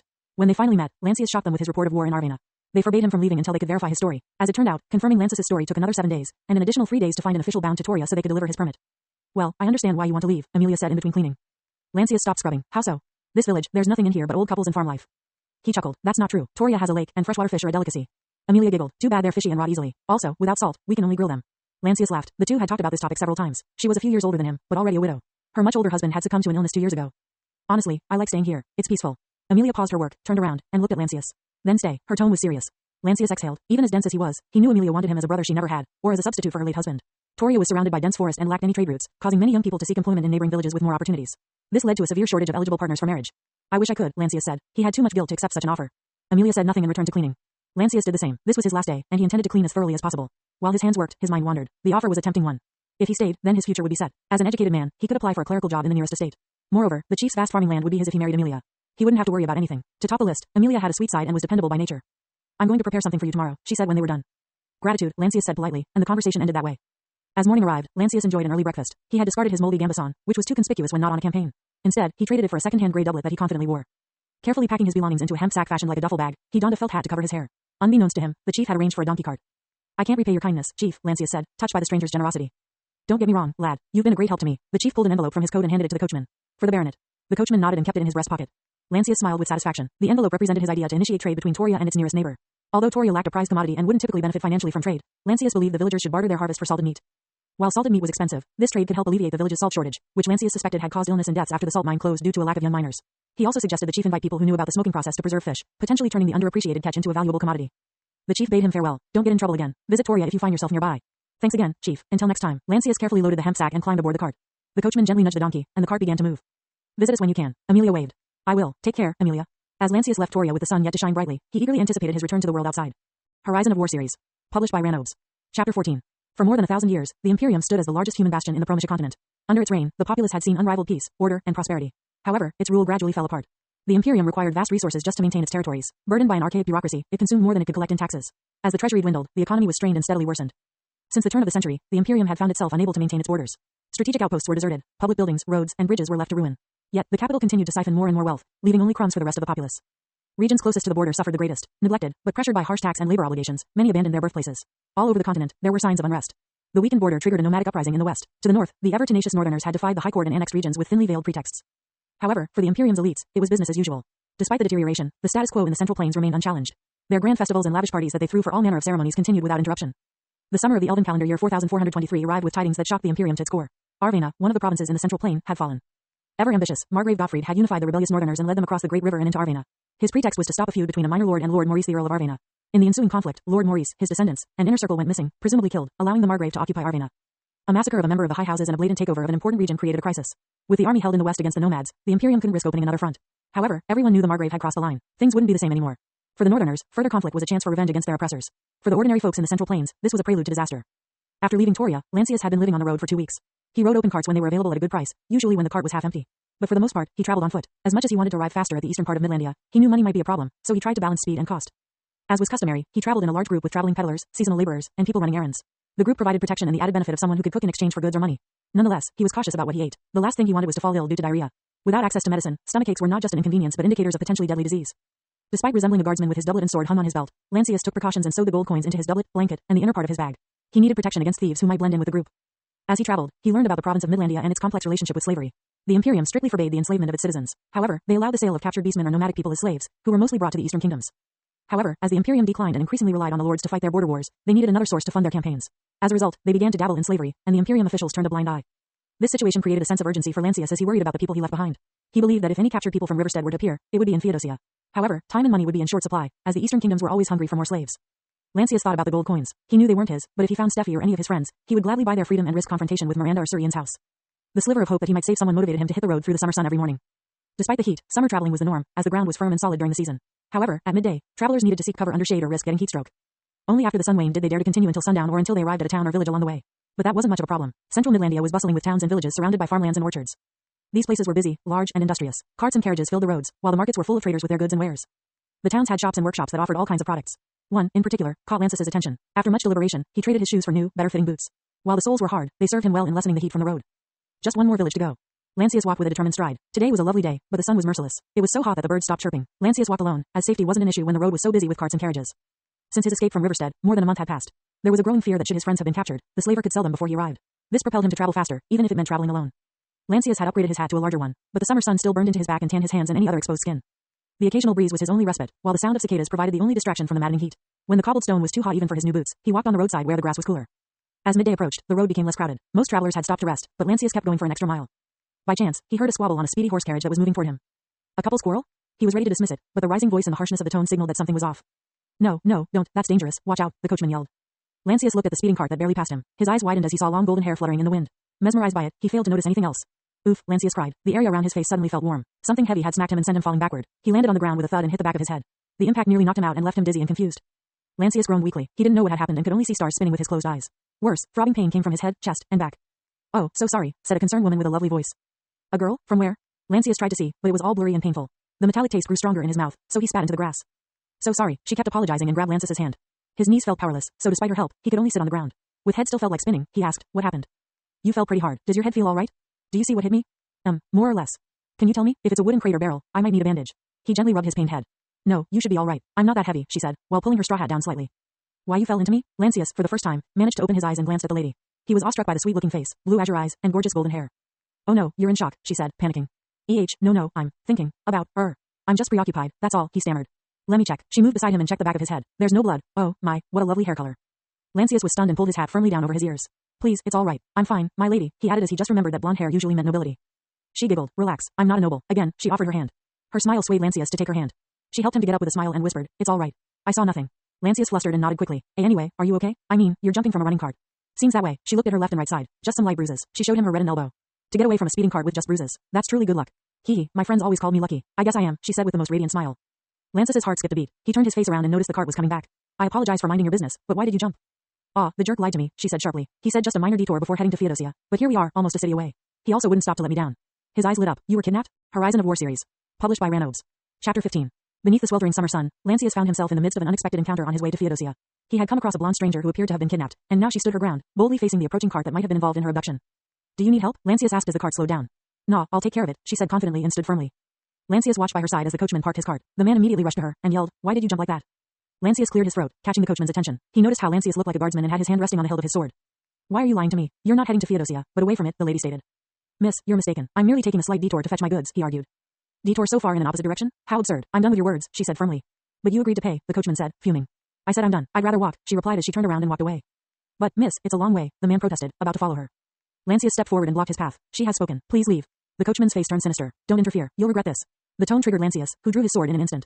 He pointed the sharpened steel at the coachman. Remove yourself, he said in a low, cold voice that he didn't know he had. The coachman took a step back. He muttered curses under his breath, but turned and walked away. The lady peeked from behind Lancius. Did you get agitated easily before? I don't know. It's actually my first time pulling a sword at someone, he whispered and sheathed the sword again. She grinned mischievously. I really need to take a better look at your head. Please don't, I beg you, he said meekly. His hair was obviously dirty from all the dust and sweat. The lady giggled. Afterward, the two of them quietly watched the cart until it went out of view. Any chance you're a minor noble? She asked as they resumed their walk. No, if I were a noble, I wouldn't travel on foot. Ah, true. Too bad neither of us are noble, she said cheerfully. Lancius felt something was off about her. She was too casual with a man she had just met. He also noticed that she looked upper class from her attire, not like someone from the villages. Even her straw hat was painted white. Not a noble, so a bastard? And why is she so friendly? She saw the hair too. Lancius felt uneasy about her friendliness. Are you sure you want to walk beside me? He asked. What do you mean? She replied, holding her straw hat as the wind blew past them. I mean, I'm a vagrant. If you need someone to watch over you, I can follow you from behind. She giggled. The heat has gotten to you. Come on, let's not stay under the midday sun any longer. She wandered off the road, and Lancius had no choice but to follow her. The two of them walked through the grassy area and into a nearby cluster of trees, finding a small grove with several old, withering trees. She sat under the largest one, which unfortunately had only half its branches full of leaves. The sparse shade they provided left Lancius with no good place to sit away from the sun. Come sit beside me, she said, tapping the grassy ground beside her. Normally, he would shy away from the offer, but the midday sun was relentless, so he gladly accepted. They sat side by side, resting their backs against the old tree. Without any hesitation, she unlatched her shoulder bag and pulled out a wrapped item. Unwrapping the linen, she revealed a slice of meat pie. She broke it in half and offered a portion to Lancius. You don't have to, he said. She insisted, so he reluctantly took the pie and gave it a bite. Mamma mia, this is fantastic. Lancius hid his reaction to avoid being ridiculed. He then took out the bread he bought that morning, broke it in half, and offered it to her. She smiled but shook her head. It's just plain bread, think nothing of it, he insisted. She accepted the rye bread. Oh, silly me, we haven't introduced ourselves. My name is Felicity. I'm nobody's daughter. She chuckled at her own jest. I'm Lancius, also nobody's son, he responded with a chuckle. Call me Felis, everybody does that. So, Felis, why are you heading to Theodosia? He asked. I work there. Well, it's more like I live there now, but occasionally, I still need to go home to check on my parents. I see. Lancius wanted to ask about the slave market but hesitated. It wasn't a topic he wanted to discuss with a newfound friend. The sun was at its zenith, and there was nothing the two could do but stay under the shade and rest. As they rested, Lancius noticed that Felis was his complete opposite. She wasn't shy or timid and trusted others easily. Earlier, she had said she wanted some rest, folded her cloak like a sleeping rug, and just like that, she fell asleep. I did help her a little, but still. There was no one around but the two of them as far as the eye could see. How can a girl be so careless like this? Even I, given the chance, could turn into a. As if teasing him, Felis opened her mouth slightly, revealing her alluring lips, which disrupted his train of thought. Lancius gulped. The sight of a young woman sleeping so close was a huge temptation. He noticed her chest rising and falling with each breath. He averted his gaze and let out a sigh. Somehow, the sight made him think of Steffi. He shook his head, trying to erase the sudden gloom, but the guilt had resurfaced. He felt terrible sitting so casually beside a pretty blonde while Steffi might be enslaved or dead. The occasional breeze offered some comfort, but Lancius could only look downcast. As the midday sun finally waned, the travelers continued on their journey. Felis had awakened, and together with Lancius, they marched eastward. After 3 hours of walking under the sun, they arrived in the village of Pozna. Pozna, I'm back again, Felis said bitterly. She had been here earlier that morning before the cart fiasco. Well, what's your plan now? Lancius asked, glancing around the new village. I'm going to report that guy first. Felis stormed for the stable master. The old man was grumpy because of the heat, and he grew even more irritable when he heard Felis' story. It's crazy that this happens so often these days. What would have happened if I had been kidnapped? Felis asked boldly. Well, they'd have taken you somewhere remote in the next province and assigned you some work. They wouldn't let you return unless you paid them an exorbitant sum for transport, food, and lodging. Felis remained unfazed, while Lancius felt disgusted. It's not slavery, but it's still very much evil. Felis provided the coachman's description so the stable master could warn other travelers. She left the place with a satisfied expression. I'm guessing we'll stay the night here? Lancius asked. Yup, as much as I want to return to Theodosia, there's still half a day's walk ahead. Unfamiliar with the area, Lancius chose to follow Felis' suggestion. However, she showed no sign of stopping in Pozna. We're not staying in Pozna? He asked as they passed the village limit. Oh, there's a nearby inn I'm used to staying at. If I'm lucky, maybe I can still use my room from last night. Felis led him toward a large intersection. There on one side stood a two-story building with white plaster, glass windows, and several chimneys. It had an adjacent stable where a carriage and at least 2 carts were parked. She entered through the front entrance and effortlessly pushed the mahogany door open. The clean hallway and high ceiling gave the place a classy appearance. This is so different from the cheap ones. I bet they have separate rooms, not a shared floor for everybody. At this point, Lancius didn't dare to tell Felis that he used to sleep in the corner of a barn or on people's porches if he had to. Back again so soon, mademoiselle, a man with a rounded belly, vibrant colored clothing, and a work apron asked Felis from behind the counter. Yes, there were some circumstances. My previous room, please, and another one for my friend, she said to the innkeeper, pulling a silver coin from her purse. Before Felis handed over the coin, Lancius whispered, you know, I can sleep in a servant's quarters or a warehouse corner. Don't spend your hard-earned money on me. Don't worry about it. Take it as a thank you for helping me out. Besides, I enjoy your company. Felis smiled. Hearing praise like that, Lancius couldn't help but smile. The innkeeper smiled warmly as he received the silver and produced 8 copper as change. Supper is included. A teenage boy led them to their rooms. Lancius' small room was furnished with a bed, a window, and a small desk. Compared to Lancius' usual Spartan arrangements, it was luxurious. It's also clean. Lancius felt the urge to clean himself. As expected, he found a water basin on the table and a bucket in the corner. He washed his face first, then his hands. Next, he changed his clothes so as not to look out of place in the establishment. His doublet wasn't too dirty, but the tunic underneath was yellowing from sweat. Thus, he pulled his only spare tunic from his hemp sack and put it on. The clean linen felt good on his skin. The tunic had stitches in several places from when he had ventured deep into the woods. He almost reminisced but pushed the thought away. Now clean and proper, he sat on the bed and found it comfortable. He leaned back and found bliss. He knew he should wash his clothes. There should be a well near the inn, but after 2 weeks of rough sleeping, the bed was irresistible. Maybe I could take a short nap. Felis eventually knocked on the door after half an hour, and they went downstairs for an early supper. Lancius didn't dare to leave his belongings in the room, so he brought everything. They chose a corner table with an open window. Nobody offered them a menu. It wasn't necessary. The inn would serve their guests a plate of whatever they cooked that day. Anything more, like ale or wine, would cost extra. This inn is famous for its roast meat, Felis said. Lancius's nose agreed. The aroma was rich and savory. The meat pie we had this afternoon was also good. You liked it? I got the pie from here too. 2 slices for a copper. Reasonable price. It's delicious. Even as thrifty as he was, he had to admit it was a good deal. A servant boy brought 2 cups, a pitcher of water, and a smaller pitcher of ale. Felis filled their cups with ale. Let's toast to a good meeting. Cheers. The 2 raised their cups and drank. The ale tasted fruity and malty, with a hint of bitterness. Oof, this is stronger than what I usually get. Ah, need to dilute this, otherwise I'll be tipsy in no time. She giggled. The cool breeze, the inn's well-maintained wooden furniture, and Felicity, who looked like a goddess, made this supper an exceptionally pleasant experience for Lancius. Outside, the sun had lost its luster, but sundown was still a good 1 or 2 hours away. More people were coming to the inn, and the dining hall was halfway filled. From the look, Lancius guessed the customers were tradespeople, local yeomen, and maybe even a member or 2 of the lower nobility. 3 more people entered the premise. 2 looked like guardsmen, in bright brigandine, while the 3rd was much older, in a fancy, colorful doublet. Lancius thought nothing of them. For travelers, guardsmen equaled safety and protection against bandits. However, the man in fancy clothing saw Lancius and stood in silence as if struck by something. It was odd enough that Lancius caught the act out of the corner of his eye. Lancius glanced at him, but dared not to see his face for too long. He didn't recognize the clean-shaven and neatly combed man. Probably just gawking at Felis. He calmly asked Felis about the man, but she shook her head. The man stormed toward Lancius. It's you. Why yes, surprised, Lancius replied warily. He never caused a problem in Midlandia, so he quickly assumed this was some trickery or scheme. Oi, what's the fuss? One of the young guards, who was built like a bear, approached. Ansi, this is the guy. We found him, the man said to the guard, who looked at Lancius with ferocious eyes. Lancius could see the smirk and sadistic eyes radiating from the big fella toward him. Oh, shit, what did I do wrong? His brain went into high gear and recalled an entrapment like this. The group he had been with taught him that the best way out was to challenge him to reveal his name. If they couldn't name him correctly, then he could rally the other guests to intervene. Before Lancius could open his mouth, Felis said innocently, Is there a problem with my friend Lancius? Lancius was sweating bullets. Felis, unknowingly, had thrown him under the cart. Horizon of War series. Published by Ranobes. Chapter 16. The sun was halfway to the west, and the weather had turned pleasant. More travelers showed up in cheap inns around Pozna after a day's journey. But the better part of the society headed straight to the crossroads where a well-known inn, the Swan, was located. While most inns offered a communal hall to sleep, the Swan offered cleanliness, separate rooms, and lavish meals. Right now, the atmosphere in the hall was perfect to wind down, with comfortable chairs, excellent ales, and cool, airy halls, made possible by the inn's high ceiling and multitudes of windows. Whiffs of rich aroma from the grill complemented the scene, but for Lancius, it just turned into a dilemma. One old man in fancy clothes and his guard had flanked him for reason unknown. He had nowhere to hide, and Felis, unknowingly, had given his identity. God damn it, it's really you, Lancius, the old man said, getting chummy with him. Lancius felt cornered. He was sure this was some sort of trickery. My lady, please excuse us, Ansi, the tall and muscular guard, said. Despite looking like a musclehead, he seemed educated. Can I talk myself out of this? Before Lancius could try anything, the old man kept arguing. Lance, it's me. How could you not recognize me? Apology, but I don't know you, Lancius answered, as polite as he could. The old man chuckled. It's me, damn it, it's Thomas. The name struck Lancius. He did a double take, but the clean-shaved and neatly combed person looked so different. Only now he noticed the similarity. His jaw dropped, and his eyes widened unconsciously. Thomas laughed, watching Lancius's reaction, and slapped the man's back. Ouch, what did you do that for? Lancius winced, but couldn't resist grinning. He was relieved to see Thomas and also gladdened that nobody actually tried to con him. Felis and Ansi chuckled softly. Thomas straightened up and adopted a more formal demeanor, turning toward Felis. Please forgive our behavior, my lady. Felis shook her head gently. No need to apologize. I'm not of noble birth. I'm sorry if I gave you that impression. She bowed her head respectfully. The second guard overheard the discussion as he approached. Mademoiselle, your blonde hair and blue eyes would make a high noble born envious. Felis smiled at the flattery. Please, call me Felis. Ansi elbowed the second guard, who gasped in pain before returning the favor with a good punch to the guts. Thomas shook his head as the 20-something lads traded friendly jabs at each other. Guys, knock it off. They quickly stopped and allowed Thomas to ask Felis, Mademoiselle and Lance, would you care to join my table for a chat? Lancius shot a questioning glance at Felis. She nodded, and the two followed Thomas to a bigger table. I better introduce ourselves. I'm Thomas, and this is Ansi and Hugo. They are Sir Peter's squires. And then to the squires. Boys, this is Lancius, the clerk whom I befriended in Riverstead. Despite the lack of introduction, Ansi bowed his head to Felis first, before giving a weird grin to Lancius and offering his hand.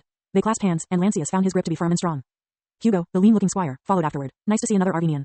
As they sat together, Lancius asked, Thomas, how did you get here? Isn't Arvena occupied? We went the long way round through Tiberia and Elandia, Thomas explained. So, what happened to you in the river crossing? The topic turned heavy. Despite not being prepared for it, Lancius told them everything, including what happened to Theo and Max. As his brief story came to an end, Felis patted Lancius's arm to console him. In a span of a story, Thomas looked older with wrinkles and eyes that lost their luster. He exhaled deeply and said to Lancius, don't blame yourself. It's clear that the Margrave intended to massacre the entire house of Arvena. They even murder kids based on some rumors. Hugo didn't mince words. If only the High Court wasn't so spineless, Ansi grumbled. Is it true that the young lord is missing? Lancius asked. He had heard gossip about it on the road. Thomas reluctantly nodded. A servant boy interrupted their discussion as he brought them a pudding, which to Lancius looked like a tart cake. Without anyone's objection, Ansi took a slice, followed by the others. Lancius only took a small portion, fearing it may contain milk. Meanwhile, Felis took a big chunk and ate merrily by hand. Well, who am I to judge? The sweet treat changed the mood for the better. Everybody seemed pleased and ate happily. Thomas cleaned his knife and sheathed it again. You're lucky to make it this far safely. The road and the cities aren't as safe as Arvena. Lancius nodded. Indeed, just today, we had brush with a kidnapping. That didn't seem to surprise anyone. Midlandia may look prosperous, but many turn poor from the growing industries. It's good that you got yourself a sword, Thomas remarked. I felt safer with it around, but I haven't trained. He abruptly stopped. Thomas, have you seen Steffi? He blurted out. Thomas shook his head. Sorry, lad, we found a few remnants and survivors, but... Felis patted Lancius's arm again, her grubby finger accidentally smearing a bit of pudding on his clean blue tunic. Despite the stain on his only clean clothes, Lancius appreciated her good intention. Boss, there's still some light outside. Hugo carried a serious tone. Thomas nodded. Mademoiselle, may we ask Lancius out for a bit for a chat? The pudding was gone, but they had yet to finish their supper, as roasting meat in the fire pit was a lengthy process. Lancius felt something was off, but he trusted Thomas. Fellis cleaned her hands on the yellowing tablecloth and declared, I'm coming too. The five of them went into a small wooded area. Ansi stood guard at a distance against eavesdropping. Fellis seemed to read the situation and stuck with Ansi. Hugo went farther, but he too gave a wide berth for Thomas and Lancius. It's far enough. Thomas stopped and turned himself to face Lancius. Lad, you got something from Miranda. Lancius's heart raced. He knew this would happen. Can I say a few words beforehand? Thomas looked at him sharply. Speak up. I'm going to use it to free Steffi if the Slavers got her. If I can't find her, then I'll return everything. No, no. Thomas shook his head in disbelief. You were entrusted with it. It's not yours to use. Thomas's flat-out rejection surprised him. Give me a chance. I'll pay it back. I carried it this long. You can't just appear and grab it away. Lands, it wasn't given to you. Thomas refused to listen. I almost lost my life in that forest. It was me who saved this money, so whoever owns it, they owe me that much. I didn't go this far for nothing, Lancius exclaimed, unintentionally raising his voice. He knew there wasn't much logic to his argument, but he was at his wit's end. The outburst forced Thomas to gesture Lancius to quiet down. Are you out of your mind? Those guys are Sir Peter's. What's this got to do with Sir Peter? Thomas exhaled. Sir Peter is Surian's son. Lancius took a step back. Only now he realized how Thomas had got his fancy clothing and 2 squires. Are you here to help the escaping Arvenians or to hunt me down? It's not like that. Thomas knitted his brows. Sir Peter is making a warband, and it needs money. Lancius became conflicted, but said stubbornly, I can't go to Theodosia empty-handed. Lands, the squires will cut you down if you run with the money, Thomas warned. Lancius exhaled sharply and glanced around. The wooded area was sparse and had the markings of men, pathways, cut down trees, and no old branches on the ground. He hated the forest, but he knew this was far from that ancient forest. He could survive here easily. Don't do it. Thomas read him easily. You may outrun me, but not the squires. Lancius hesitated, and Thomas said nothing, giving Lancius time to rethink. Help me, Lancius pleaded. There must be another way. Thomas sighed as if giving up. Even if I let you, even if I help you, the two of us can't take them. Maybe I could stall Hugo, but not Ansi. That lad is a monster. Lancius's shoulder slumped. Since the first time he saw Ansi, his instinct had screamed not to mess with him. Look, I understand your cause and I don't want to lose you like I lost Theo and Max. But there's no other way. Thomas's voice was tired and sore. The mention of the two jolted Lancius, making him pause. Yet, the thought that he might find Steffi and Jan but be unable to free them tormented him.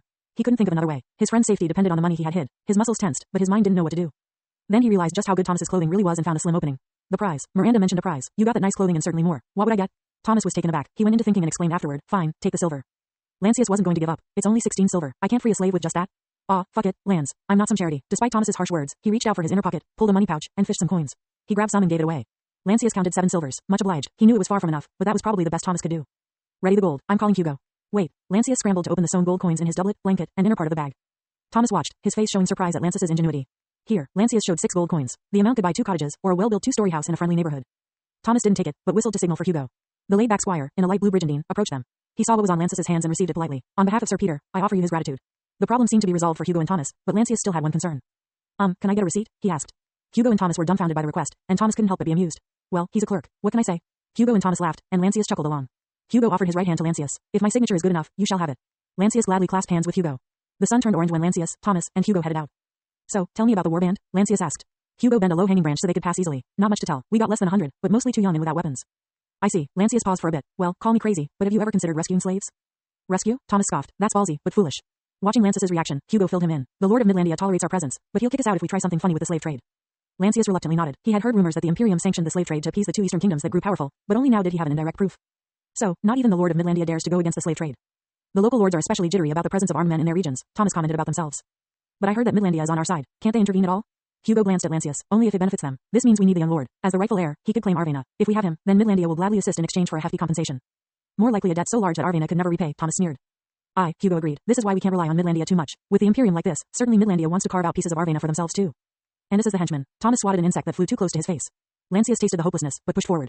If we found the young lord, would he do something about the Arvenian slaves? Hugo spared him some hope. Well, those are his subjects. I think he'll try to free them one way or another. Lancius noted the subtle change in Hugo's voice but nodded at the false hope.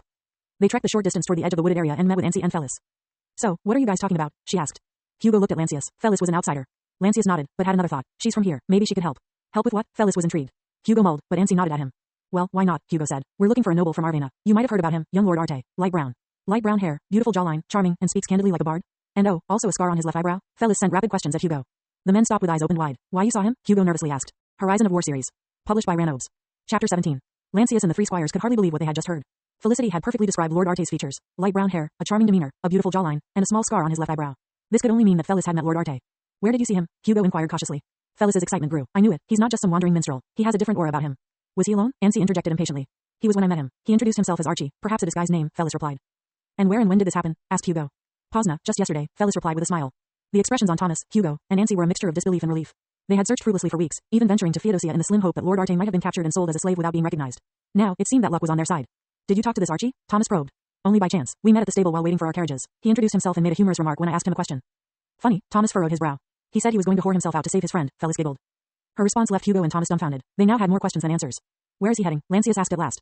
North, Fellis replied with certainty, then added, I don't know if you'll believe me, but I fear your friend intentionally headed there to meet with the Slavers. Slavers? Aren't they supposedly in Theodosia? Asked Lancius, his brow furrowing. Those are the Imperium-approved ones, lands. There's also the illegal kind, you know? Illegal Slavers? Asked Lancius again.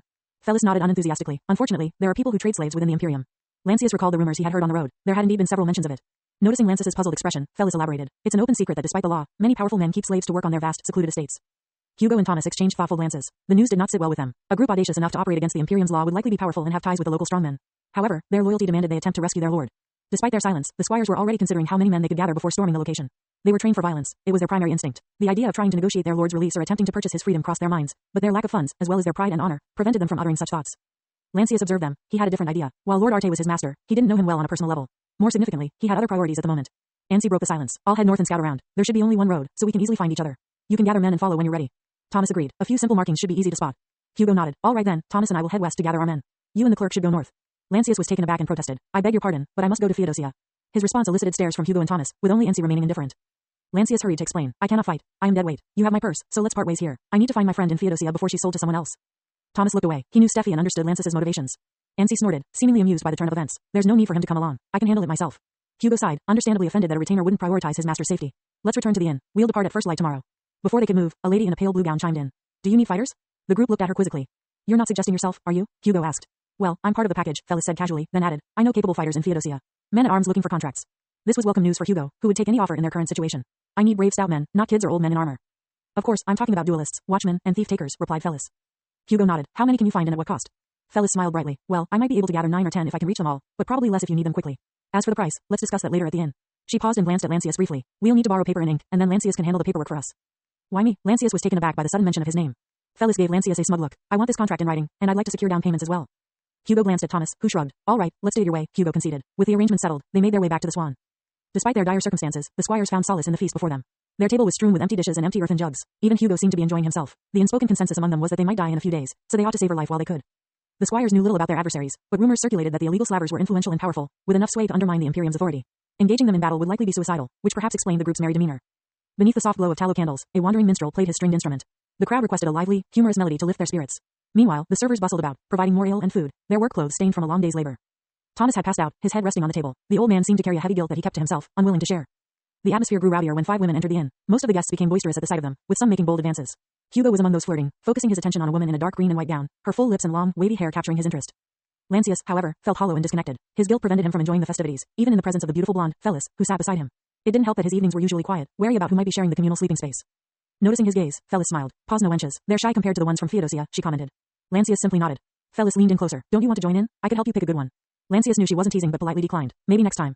Fellis giggled and took a sip of her ale. She had to raise her voice to be heard over the clamor and music as she turned to Ansi, who sat at the next table, and tapped his back gently. Ansi craned his neck and gave her a questioning look. Come, let's head outside. I need to talk to you about something, Fellis said. Ansi furrowed his brow. About what? About things that'll involve you too, she replied cryptically. After a moment of contemplation, Ansi stood. As he did so, Fellis gestured for Lancius to follow. They stepped outside, not far from the entrance where 2 large lanterns cast a warm glow. Another lantern swayed gently near the wooden fence by the road, replacing the sounds of music with the chirping of crickets. What do you want to talk about? Ansi asked, guarded, while Lancius remained silent. Well, I want you to talk some sense into your friend here, she began. The 2 men were intrigued. What do you mean? Lancius asked. Well, you're looking for your friend, right? A female fighter, asked Fellis. A female squire, yes. Why? Lands, I doubt she'll make it to Theodosia, Fellis said bluntly. Lancius felt alarmed. She continued, I've never seen female fighters in Theodosia. They're popular and in high demand as guards for harems in the eastern kingdoms or as bodyguards. Lancius's suspicion arose. Isn't that a contradiction? No, listen, she insisted. Female fighters are in demand, but we never see them in Theodosia. From what I've heard, someone always recruits them first, and it's not traders from Theodosia. Lancius and Ansi exchanged glances. Who is this someone? Ansi asked. It would be a lie if I said I knew for certain, but it's most likely the same group you're going up against. Between here and Arvena, I doubt there are 2 groups operating so close together. Lancius drew a deep breath. You want me to go north? Fellis nodded. You might not trust me, but that's my suggestion. You'll have a better chance of finding her there than in Theodosia. Lancius hesitated before a large, rough hand patted his shoulder. The way I see it, if your friend's not there, then she'll be in Theodosia. However, if she's there, then you won't see her in Theodosia, Ansi said, flashing his predatory grin. Looks like you're coming with me, clerk. Fellis, are you absolutely certain? Lancius asked, urgency coloring his tone. Without a doubt, she responded with conviction. I may not look the part, but I'm well acquainted. Lancius sighed in resignation and later whispered, but don't you need company to Theodosia? Hugo just gave you a down payment, remember? Unfazed by the extra silvers in her purse, Fellis giggled. I'll persuade Thomas to accompany me. It shouldn't be too difficult. After all, I could easily disappear with all your coins, she teased. Her voice took on a serious tone as she noticed Lancius's reaction. Even if you go to Theodosia with me, you'll need a proper introduction and then wait for days before receiving a formal invitation from the Slavers. It's not as if you can just have a look around. So, what will you do? Will you wait in Theodosia and risk missing her, or will you take a quick detour to ensure that doesn't happen? Ansi stifled his laugh while Lancius gazed at the night sky, uncertain about the consequences his decision would bring. His head was still processing just how many things had happened in this single day. There were so many chance meetings and lucky coincidences that astounded him. It's as if someone, or something, is pulling the strings. The following morning, as the first light broke, the Arvenians, 1 Midlandian, and a foreigner gathered. As agreed upon the night before, Thomas would accompany Fellis to Theodosia, so they parted ways at the inn. As Thomas's horse-drawn cart headed east, Hugo, Ansi, and Lancius set off west toward Pozna. Upon arrival, they quickly marched to the stable, where Hugo paid a deposit to rent a horse. Take care, I'll meet you in 2 days, Hugo said after testing the horse just outside the stable. You know my patience, don't take too long, Ansi half threatened. Hugo laughed heartily. Despite his eyes still being reddened from the previous night, he exuded confidence. Ansi approached the horse and gave it a firm pat, urging Hugo to leave. He set off at a brisk pace, racing west to gather fellow Arvenians. After Hugo's departure, Lancius followed Ansi on foot as they set off to the north. And so, the trio separated, and their plan was set into motion. The hill range separating Midlandia and Romelia was teeming with birds flying freely. Despite being in the middle of summer, the land remained lush and green, dotted with ponds and marshes in the lowlands.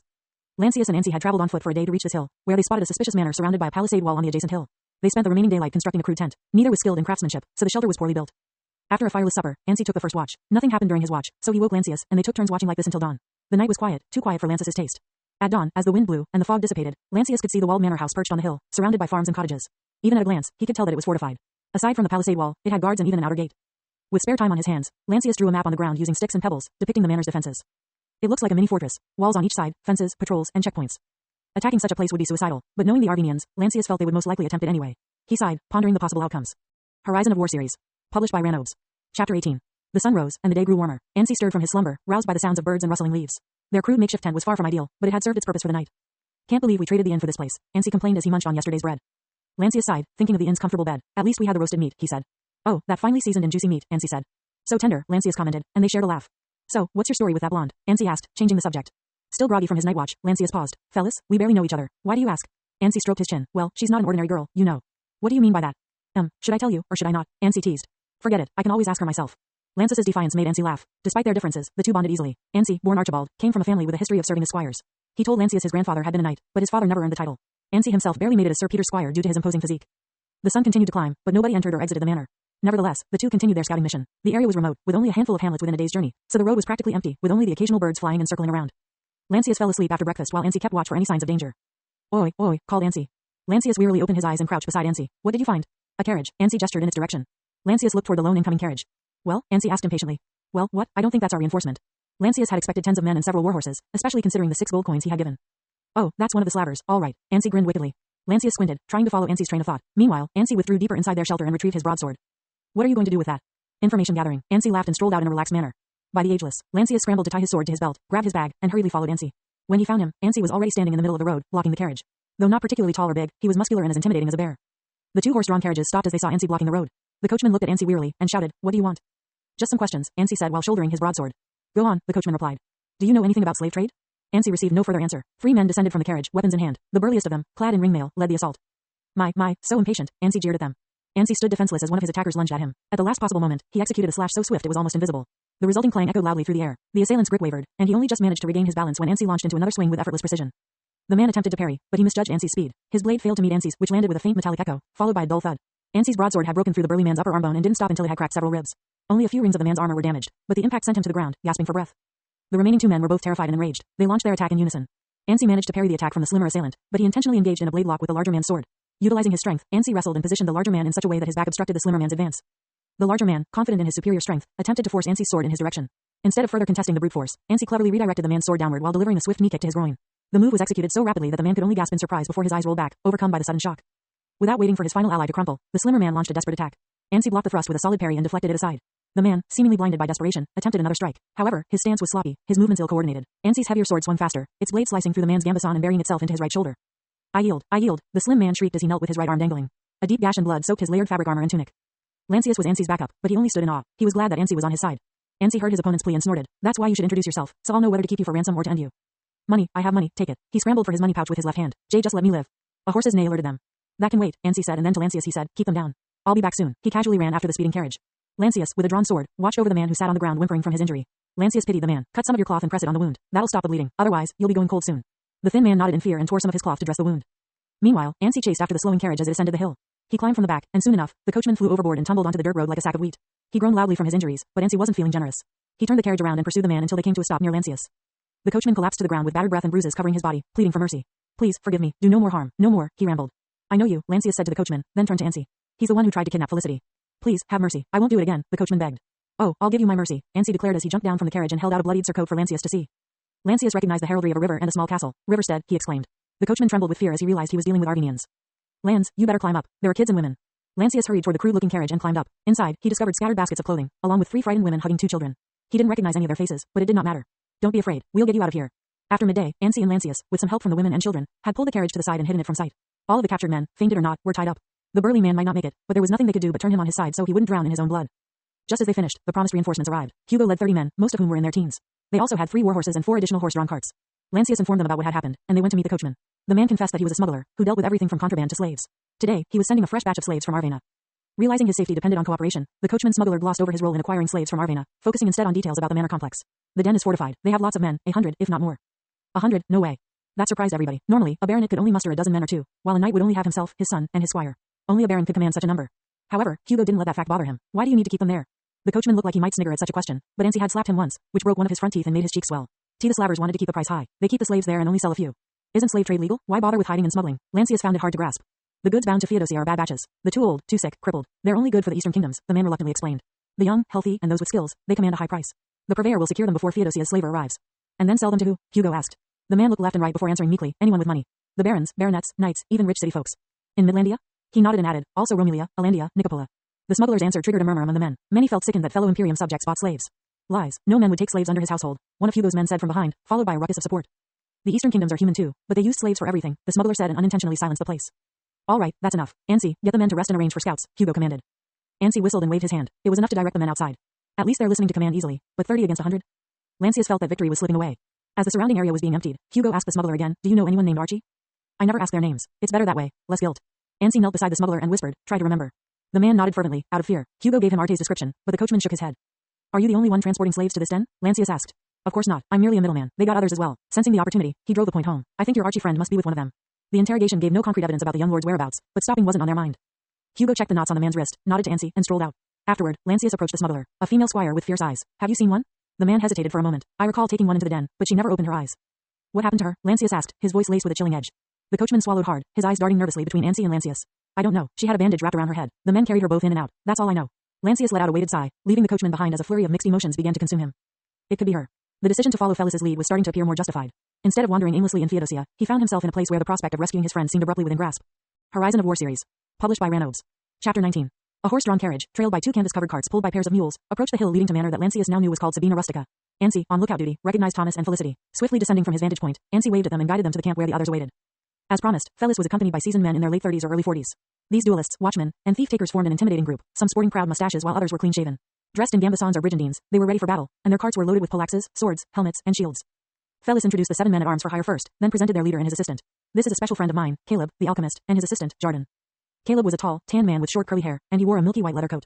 He offered a slight bow, followed by Jarden. While Caleb had the appearance of a scholar, the shorter Jarden exuded an imposing presence, his beard and muscular arms evoking the image of a living dwarven statue. Fire grenade. Ansi's eyes flashed. Caleb heard the comment and smiled in response. Lancius guessed the two would become fast friends. With little daylight remaining, they proceeded to discuss their battle plan. Together with Felis's group, they had around 40 men, but they had yet to decide on a course of action. Palisade walls with almost no gap, armed men, patrols, even stables, Ansi reported. From the smuggler, we learned that the compound houses at least 100 men, possibly more, Hugo informed the newcomers. Looks rough, Jarden commented. No one spoke for a moment, so Ansi took the initiative. It's within our strength. I say let's storm them from 2 sides. He used both hands to illustrate a pincer attack. Caleb shook his head. You may have the numbers, but not the age or experience. Hugo and Jarden nodded in agreement. Indeed, many are too young, added old Thomas. Lancius wanted to suggest a different approach, but his background as a mere clerk weighed him down. He even felt that he didn't have the right to be there. Meanwhile, Felis seemed eerily comfortable. We only have 5 crossbow users, including me. Lancius noticed that Hugo looked slightly uncomfortable. He suspected that, like him, others also doubted Felis's ability, but they couldn't risk offending her and her associates. They also needed as many hands as possible. The spear and shield will do just fine, Ansi remarked. The men have met the women and children I rescued earlier, so their morale is high. No one contested Ansi's words, leaving the decision to Hugo. Among the 3, Thomas was older but had only recently become a retainer. Before that, he was merely the equivalent of a foot soldier. Ansi, on the other hand, was younger and had less experience than Hugo. Ansi, take Thomas and 20 men. I'll take another 20. You'll attack first and draw them out. Keep them preoccupied while I attack from the west side and stage a rescue. Hugo then looked at Lancius. We'll leave the younger ones in your care. Just wait here. If we need help, we'll come to you. By the ageless, that's only a bit better than Ansi's plan. Lancius glanced at the rest of them, but nobody said a word. Where in the art of war do 40 go against more than 100 with half-baked plan like this? Thomas, Felis, and Caleb turned their backs, signaling the end of the discussion. A wave of panic washed over Lancius. His memory was a mess, yet he had glimpses of spending countless hours online, honing and perfecting his strategy and tactical skills. The time and effort he had dedicated as username, Lancius must have been immense, as some of it still lingered in his head. He could feel that he had made plans and led hundreds of players in guild wars, with thousands on the battlefield. Looking at the current situation, he was sure a disaster was brewing. His heart pounded hard, and an inner voice screamed that everybody was going to die. Do you mind if I share my thoughts on this attack? Lancius spoke up. Everyone paused. Caleb looked at Lancius and asked, You're what, a scribe? A clerk, Lancius corrected, but I have also studied warfare. Hugo and Thomas contemplated Lancius' suggestion. Felis gave him an encouraging smile, while Caleb nodded once to show his openness. However, it was Ansi who broke the silence. Meh, we've heard the slowpokes, might as well listen to the clerk. Lancius knelt down and quickly drew a rectangle, a series of lines, and a circle on the ground using a stick. Hugo, Thomas, and Caleb immediately understood his intention and knelt down as well. This is our target, the manor on the next hill. Lancius pointed to the rectangle, and this is the only road from there leading to us. Caleb followed the crude map, nodded, and asked, and what is this circle in the middle? There's a lake between us and our target, just beside the road, Lancius explained. The lowlands, Ansi remarked from behind. Lancius continued, my plan is not to attack them at their strongest point, but to lure them out and fight them at a location of our choosing. Thomas glanced at Hugo, who nodded. And how do you propose we beat them once they're out? Hugo asked. Lancius placed 3 stones on the map, saying, we'll bait them here, and then one team will hold them while another team flanks them from behind. Lancius's basic plan began to make sense and captured everyone's attention. My men and I can stage a defense. Even with a small force, we could easily hold off dozens of men if the terrain is suitable, Caleb offered. A bait and ambush might work better than just a surprise attack, Ansi commented. Hugo seemed to like the plan. But first, Lancius warned them, this can only work if we eliminate their horses. He knew all too well that fighting on foot was at a great disadvantage against cavalry. They needed a way to counter this. An elderly man reclined in solitude beneath a large tree near the manor's palisade gate. Though the sky was overcast, the summer heat was still relentless. He had hung his doublet on a nearby branch, allowing the breeze to cool him down. Since morning, he had told to maintain discipline among his men, resolving minor quarrels and ensuring order in the newcomer's dormitory. The sounds of steady plowing and weeding bore witness to his efforts. Everything was well organized, just as his master had demanded. Following the Arvena War, Sabina Rustica Manor, also known as the Den, experienced an influx of newcomers. They were assessed like commodities. Those with potential were further cultivated to garner a higher value, while the mediocre were assigned to work in the shops or on the farm. Contrary to popular belief, female slaves did not fetch high prices. What drew a premium were skilled individuals. Unprincipled nobles would pay handsomely for laborers, carpenters, or scribes. Laborers were employed on farms or orchards, carpenters for private construction projects or concealed rooms on estates, and scribes to handle confidential dealings and transactions. There was minimal risk of leaks, as slaves were bound to their masters. This loyalty made them ideal candidates for sensitive roles, such as serving in the inner chambers where family affairs were talked about openly. Not all requests were malicious. Occasionally, a secret adoption would be arranged. There were other specialized roles, such as female bodyguards, as opposed to eunuchs. Nonetheless, it was indisputable that these slaves would never experience freedom again. At the heart of this illicit operation was Bogdan, an old veteran of the Northern Uprising. As the caretaker, he directed his laborers to expand their fields. He had ambitious plans to enlarge the complex, which already included an additional farm, dormitory, and vineyard. For Bogdan, the manor symbolized his reward, sustenance, and retirement, all in one. Though not the owner, his role as caretaker granted him near ownership.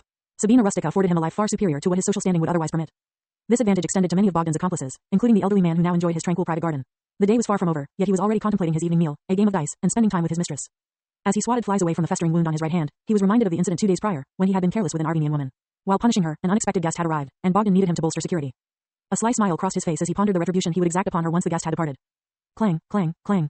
As if doused with icy water, the old man sprang to his feet, scanning his surroundings before focusing on the sentry atop the manor house. The sentry finally noticed him and yelled, 3 horsemen. This revelation alarmed the old man. The Den was only expecting a carriage from Arvena sometime this week, but no one had mentioned horsemen. Hastily, he donned his doublet, grabbed his poleaxe, and sprinted to the gates. Does anyone know about this? No, boss, no one heard any, one of his men replied. He clicked his tongue, sensing something amiss. You lot, come with me. 4 men groaned as they emerged from the wooden gatehouse. The heat was oppressive, and they had been secretly drinking. Where'd these horsemen come from? I thought the boss bought off all the local baronets and knights, one queried. Maybe they're just the guests' men, another suggested nervously. I didn't sign up for this, a third grumbled. You signed up for rape, loot, and arson, but not fights, the fourth taunted his comrades, inciting a commotion.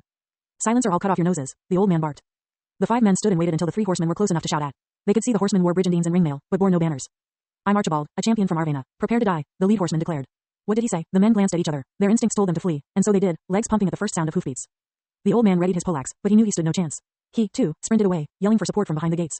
Crossbows, crossbowmen. The 3 horsemen thundered after the fleeing men, who desperately cried for their allies to open the gates. The horsemen easily caught up and attacked ruthlessly. 3 of the fleeing men collapsed in an instant. Crossbowman, the old guard made his final plea before a lance pierced his back. Fulfilling the old man's dying request, a meager 2 shots were fired from the slits near the gate. Both missed their marks. The horsemen laughed as they cut down the last man, who went limp before his face hit the ground. 2 of the horsemen dismounted, dragged the victims away, and stripped them of their gear. Wow, look what I found, a gold ring and a necklace. These guys are loaded. Ansi laughed and turned his attention back toward the gate. Is there no one with manhood inside? The sentry above hammered the iron bell again. The sound drove everyone into the gatehouse. They had yet to learn what had transpired when they heard the sound of shattering glass from outside. Suddenly, the left side of the gate erupted in flames. Fire! The guards panicked and backed away from the gate. Get the buckets. Tell the slaves to fill them. It took several moments, but they eventually extinguished the fire with buckets of water. That was when Bogdan arrived on the scene. What are you waiting for? Get the riders out. Black smoke still billowed from one side of the gate as the heavy wooden door swung open. 8 riders brandishing swords and lances galloped out in pursuit of the 3 horsemen. Seeing the new threat, Ansi led his 2 comrades in a hasty retreat. Horizon of War series. Published by Ranovs. Chapter 20. The 8 riders from the Den relentlessly pursued Ansi, charging downhill toward a picturesque glade where the dense forest met the tranquil waters of a large pond. The unsuspecting pursuers, focused solely on their quarry, failed to notice the strategically positioned men hidden among the trees.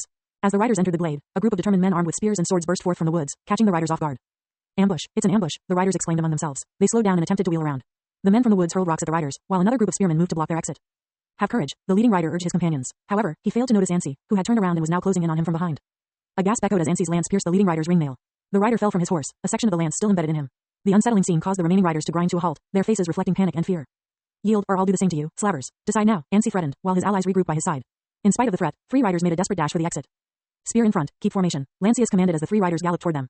8 men readied their spears or polearms. In addition to the 8 spearmen in the front row, Lancius had only 4 crossbowmen and Felis in the second row. He prayed that he had enough forces to deter a cavalry charge. They won't stop, Felis remarked cheerfully. What kind of girl is she? Pick your targets, Lancius directed the crossbowmen. At this range, he didn't need to question their accuracy. Loose. The 4 crossbowmen around him and Felis pulled their triggers. The sounds of bowstrings and wooden prods snapping back into place filled the air, followed by the whistling of bolts. 2 steel-tipped bolts found their targets. One struck a rider, while the other hit a horse. Both veered off course. Small cheers erupted from Lancius's ranks. Not yet, one more. Lancius moved to the front row to fortify their underman wall of spears. Standing shoulder to shoulder with the other men, he planted the end of his spear into the ground like a stake and held it firmly. The lone horseman, less than 40 paces away, continued to gallop, appearing mad enough to force his way through. Lancius wanted to rally his men, but the words wouldn't come. Others clenched their jaws or ground their teeth as they stared at the approaching terror. The charging horse made each of them feel as if it were targeting them personally. This isn't going to work, we're too thin. Doubt and fear dawned on him as the ground shook from the thundering hooves of the warhorse. Taller than a man and weighing more than 9 of them combined, the warhorse alone was a formidable opponent. Its large black nostrils flared as the beast went against its instinct to keep away from the column of men. It continued galloping, leaving a trail of dust and dirt in its wake. Lancius's fingers turned white from gripping his spear tightly. The other men trembled, cowered, and braced themselves for the inevitable. Suddenly, a deafening yet familiar sound came from behind. Lancius hesitated to turn, his focus locked on the horse in front of him.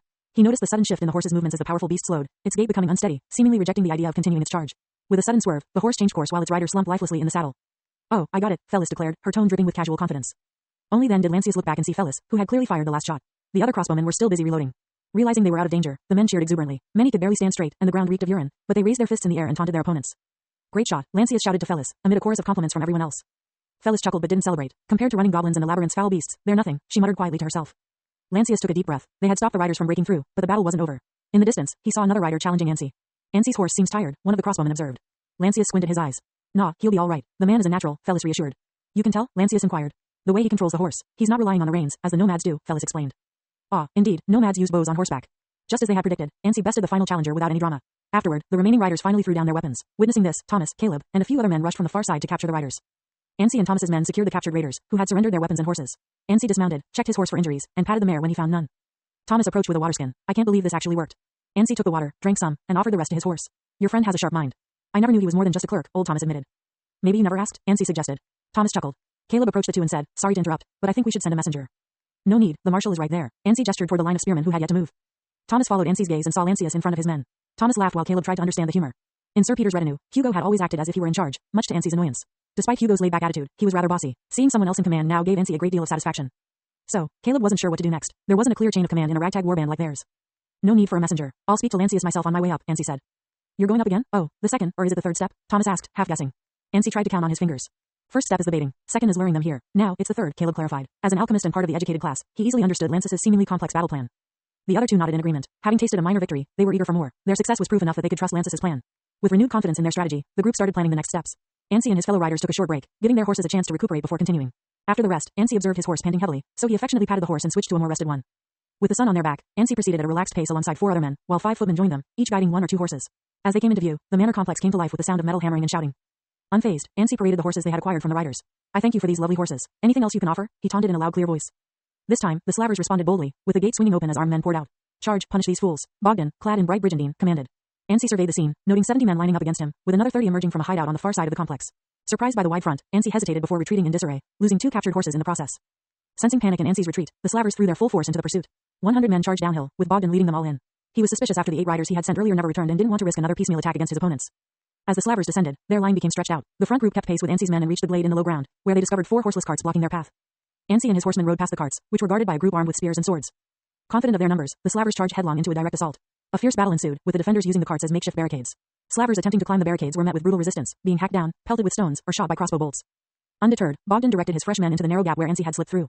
The bulk of the fighting took place in the tight space, with both sides thrusting and raking with spears and polearms, each struggling to gain or maintain their ground. Casualties started to pile up on the slavers' side, but that didn't faze them. Their morale remained high. After all, they had 100 fighting men, a significant force their opponents could not match. Even if the neighboring baronet and knights combined their forces, they could only muster around 30 fighting men. This was a fight they could not lose. Their opponents had merely poked a hornet's nest. Fresh blood and gore stained the grass as the fighting grew more intense. Suddenly, desperate shouting and screams erupted from the slavers' rear. Bogdan looked back and saw their rear ranks under attack by a swarm of men who had seemingly descended out of nowhere. "What's going on? What are our men in the back doing?" 24 men or more attacked our rear, one of his aides hastily reported. Bogdan realized that his 100 men had been stretched thin as they marched through the narrow hill path. However, he never expected that the enemy had enough numbers to pull off such a deception. Indecision breeds disaster, Bogdan thought. On me, boys, that's where the bastards are hiding. Time to give them a warm welcome." He rallied his most trusted men and led them toward the source of the trouble. Old Bogdan knew he could still salvage this situation. The enemy was cunning but lacked experience. Horizon of War series. Published by Ranobes. Chapter 21. Hugo and his men had been hiding on a secluded trail that branched off from the hill path. They had waited and watched as the slavers' 100 men charged downhill. The hill path that connected the manor to the low ground was narrow and in several parts no wider than a cart's width. Such terrain formed a natural bottleneck and forced the slavers to make an elongated formation like a snake. Hugo wiped the sweat from his forehead and noticed Jardin's glance. "Now?" the alchemist assistant asked. "Do it," Hugo said. Jardin puffed the smoke from his clay smoking pipe and grabbed 2 glass bottles from a nest of hay inside a metal container. He pulled out their corks, jammed wax linens into them, and lit one using the ember from his pipe. Once it was lit, Jardin looked at Hugo. "That section over there and there." Hugo pointed his hand toward the 2 narrowest sections on the hill path. Jardin lit the second bottle using the fire from the first bottle, loaded the first one into his leather sling, and then whirled it over his head several times. At the right moment, he released one of the cords and the bottle flew with an astounding accuracy. Before the first one hit the ground, Jardin had loaded and let loose the second one. The glass bottle crashed without an explosion, but the liquid turned to mist on impact and readily caught fire from the linen wick. It burst into a fireball and the flame spread over a small area. The fire stunned the Slavers' rear formation. Several men got caught in it and caused panic. When the second bottle landed with another fireball, the Slavers abandoned their position. For Arvena, Hugo led his men to attack. Lancius had instructed him not to attack at the very end of the Slavers' formation, rather in the middle, to sever the rear from the main body. The fire and surprise attack had scattered the Slavers, but they soon reformed into several large groups to defend themselves. Jarden launched another bottle and successfully prevented two of the largest groups from joining. That would be his last assist as melee fighting broke out between the two sides. Knowing the element of surprise wouldn't last, Hugo had concentrated his best fighters at the front. With spears and polearms, they hacked and slashed the Slavers' rear, who were lesser fighters compared to their vanguard. Against Slavers, with slim chances of encountering Highborn, the Arvenians ditched formalities and went for the kill. Today, they were not in the mood to take hostages. The fighting turned brutal. Patches of red and dark gore stained the grassy ground. Meanwhile, fires kept blazing through the dry grass. The Slavers' middle and rear combined had more than 40 men, but the narrow terrain negated their numerical advantage. The gap in skills and resolve caused the Slavers to lose men rapidly. It didn't take long before they feared their opponent. Hugo's small but hardened party whittled down the Slavers' number and secured a footing on the hill path. As planned, they split in two. One chased the rear section, the other, led by Hugo, continued their fight against the middle section. This move further strained their small number. However, the Slavers had it worse. They were in disarray, not wanting to die for nothing. Many pushed and jostled against their allies to avoid fighting. However, those who stood and fought were no slouches. One tall man answered Hugo's halberd thrust with the swing of his sword. A thin metallic sound rang as the man tried to rush Hugo. However, Hugo raked and locked the man's sword using his halberd's axe. He tried to yank it out, but Hugo was ready for a follow-up. However, unseen by Hugo, his ally to the right blocked a vicious attack from his opponent, lost his footing, and bumped into Hugo. Their lapse freed the tall man's sword, and he roared while launching a thrust into Hugo's chest. The sword came too fast, and Hugo parried it poorly. The steel sharp tip stabbed Hugo's brigandine, dented the thin metal inside before slipping harmlessly into the shoulder. Staggered, Hugo took a step back and raised his weapon just in time to block a cut aimed at his neck. Unflinching, Hugo grabbed his shaft closer to the tip, and lashed it out against the opponent's arm. The halberd's axe bit the opponent's left elbow, and the tall man groaned. Despite the gambeson that extended to his wrist, he was in so much pain that he went on defense. Hugo was out of breath but continued to swing his weapon. He saw an opening and hooked the halberd upward into the tall man's face. Gaw! The tall man winced as the halberd's axe struck his chin and made a deep gash. Pain and shock made the man lash out blindly with his sword. Hugo sidestepped and countered with a thrust. The jolt felt squishy as the halberd's point plunged into the man's abdomen. The man shrieked before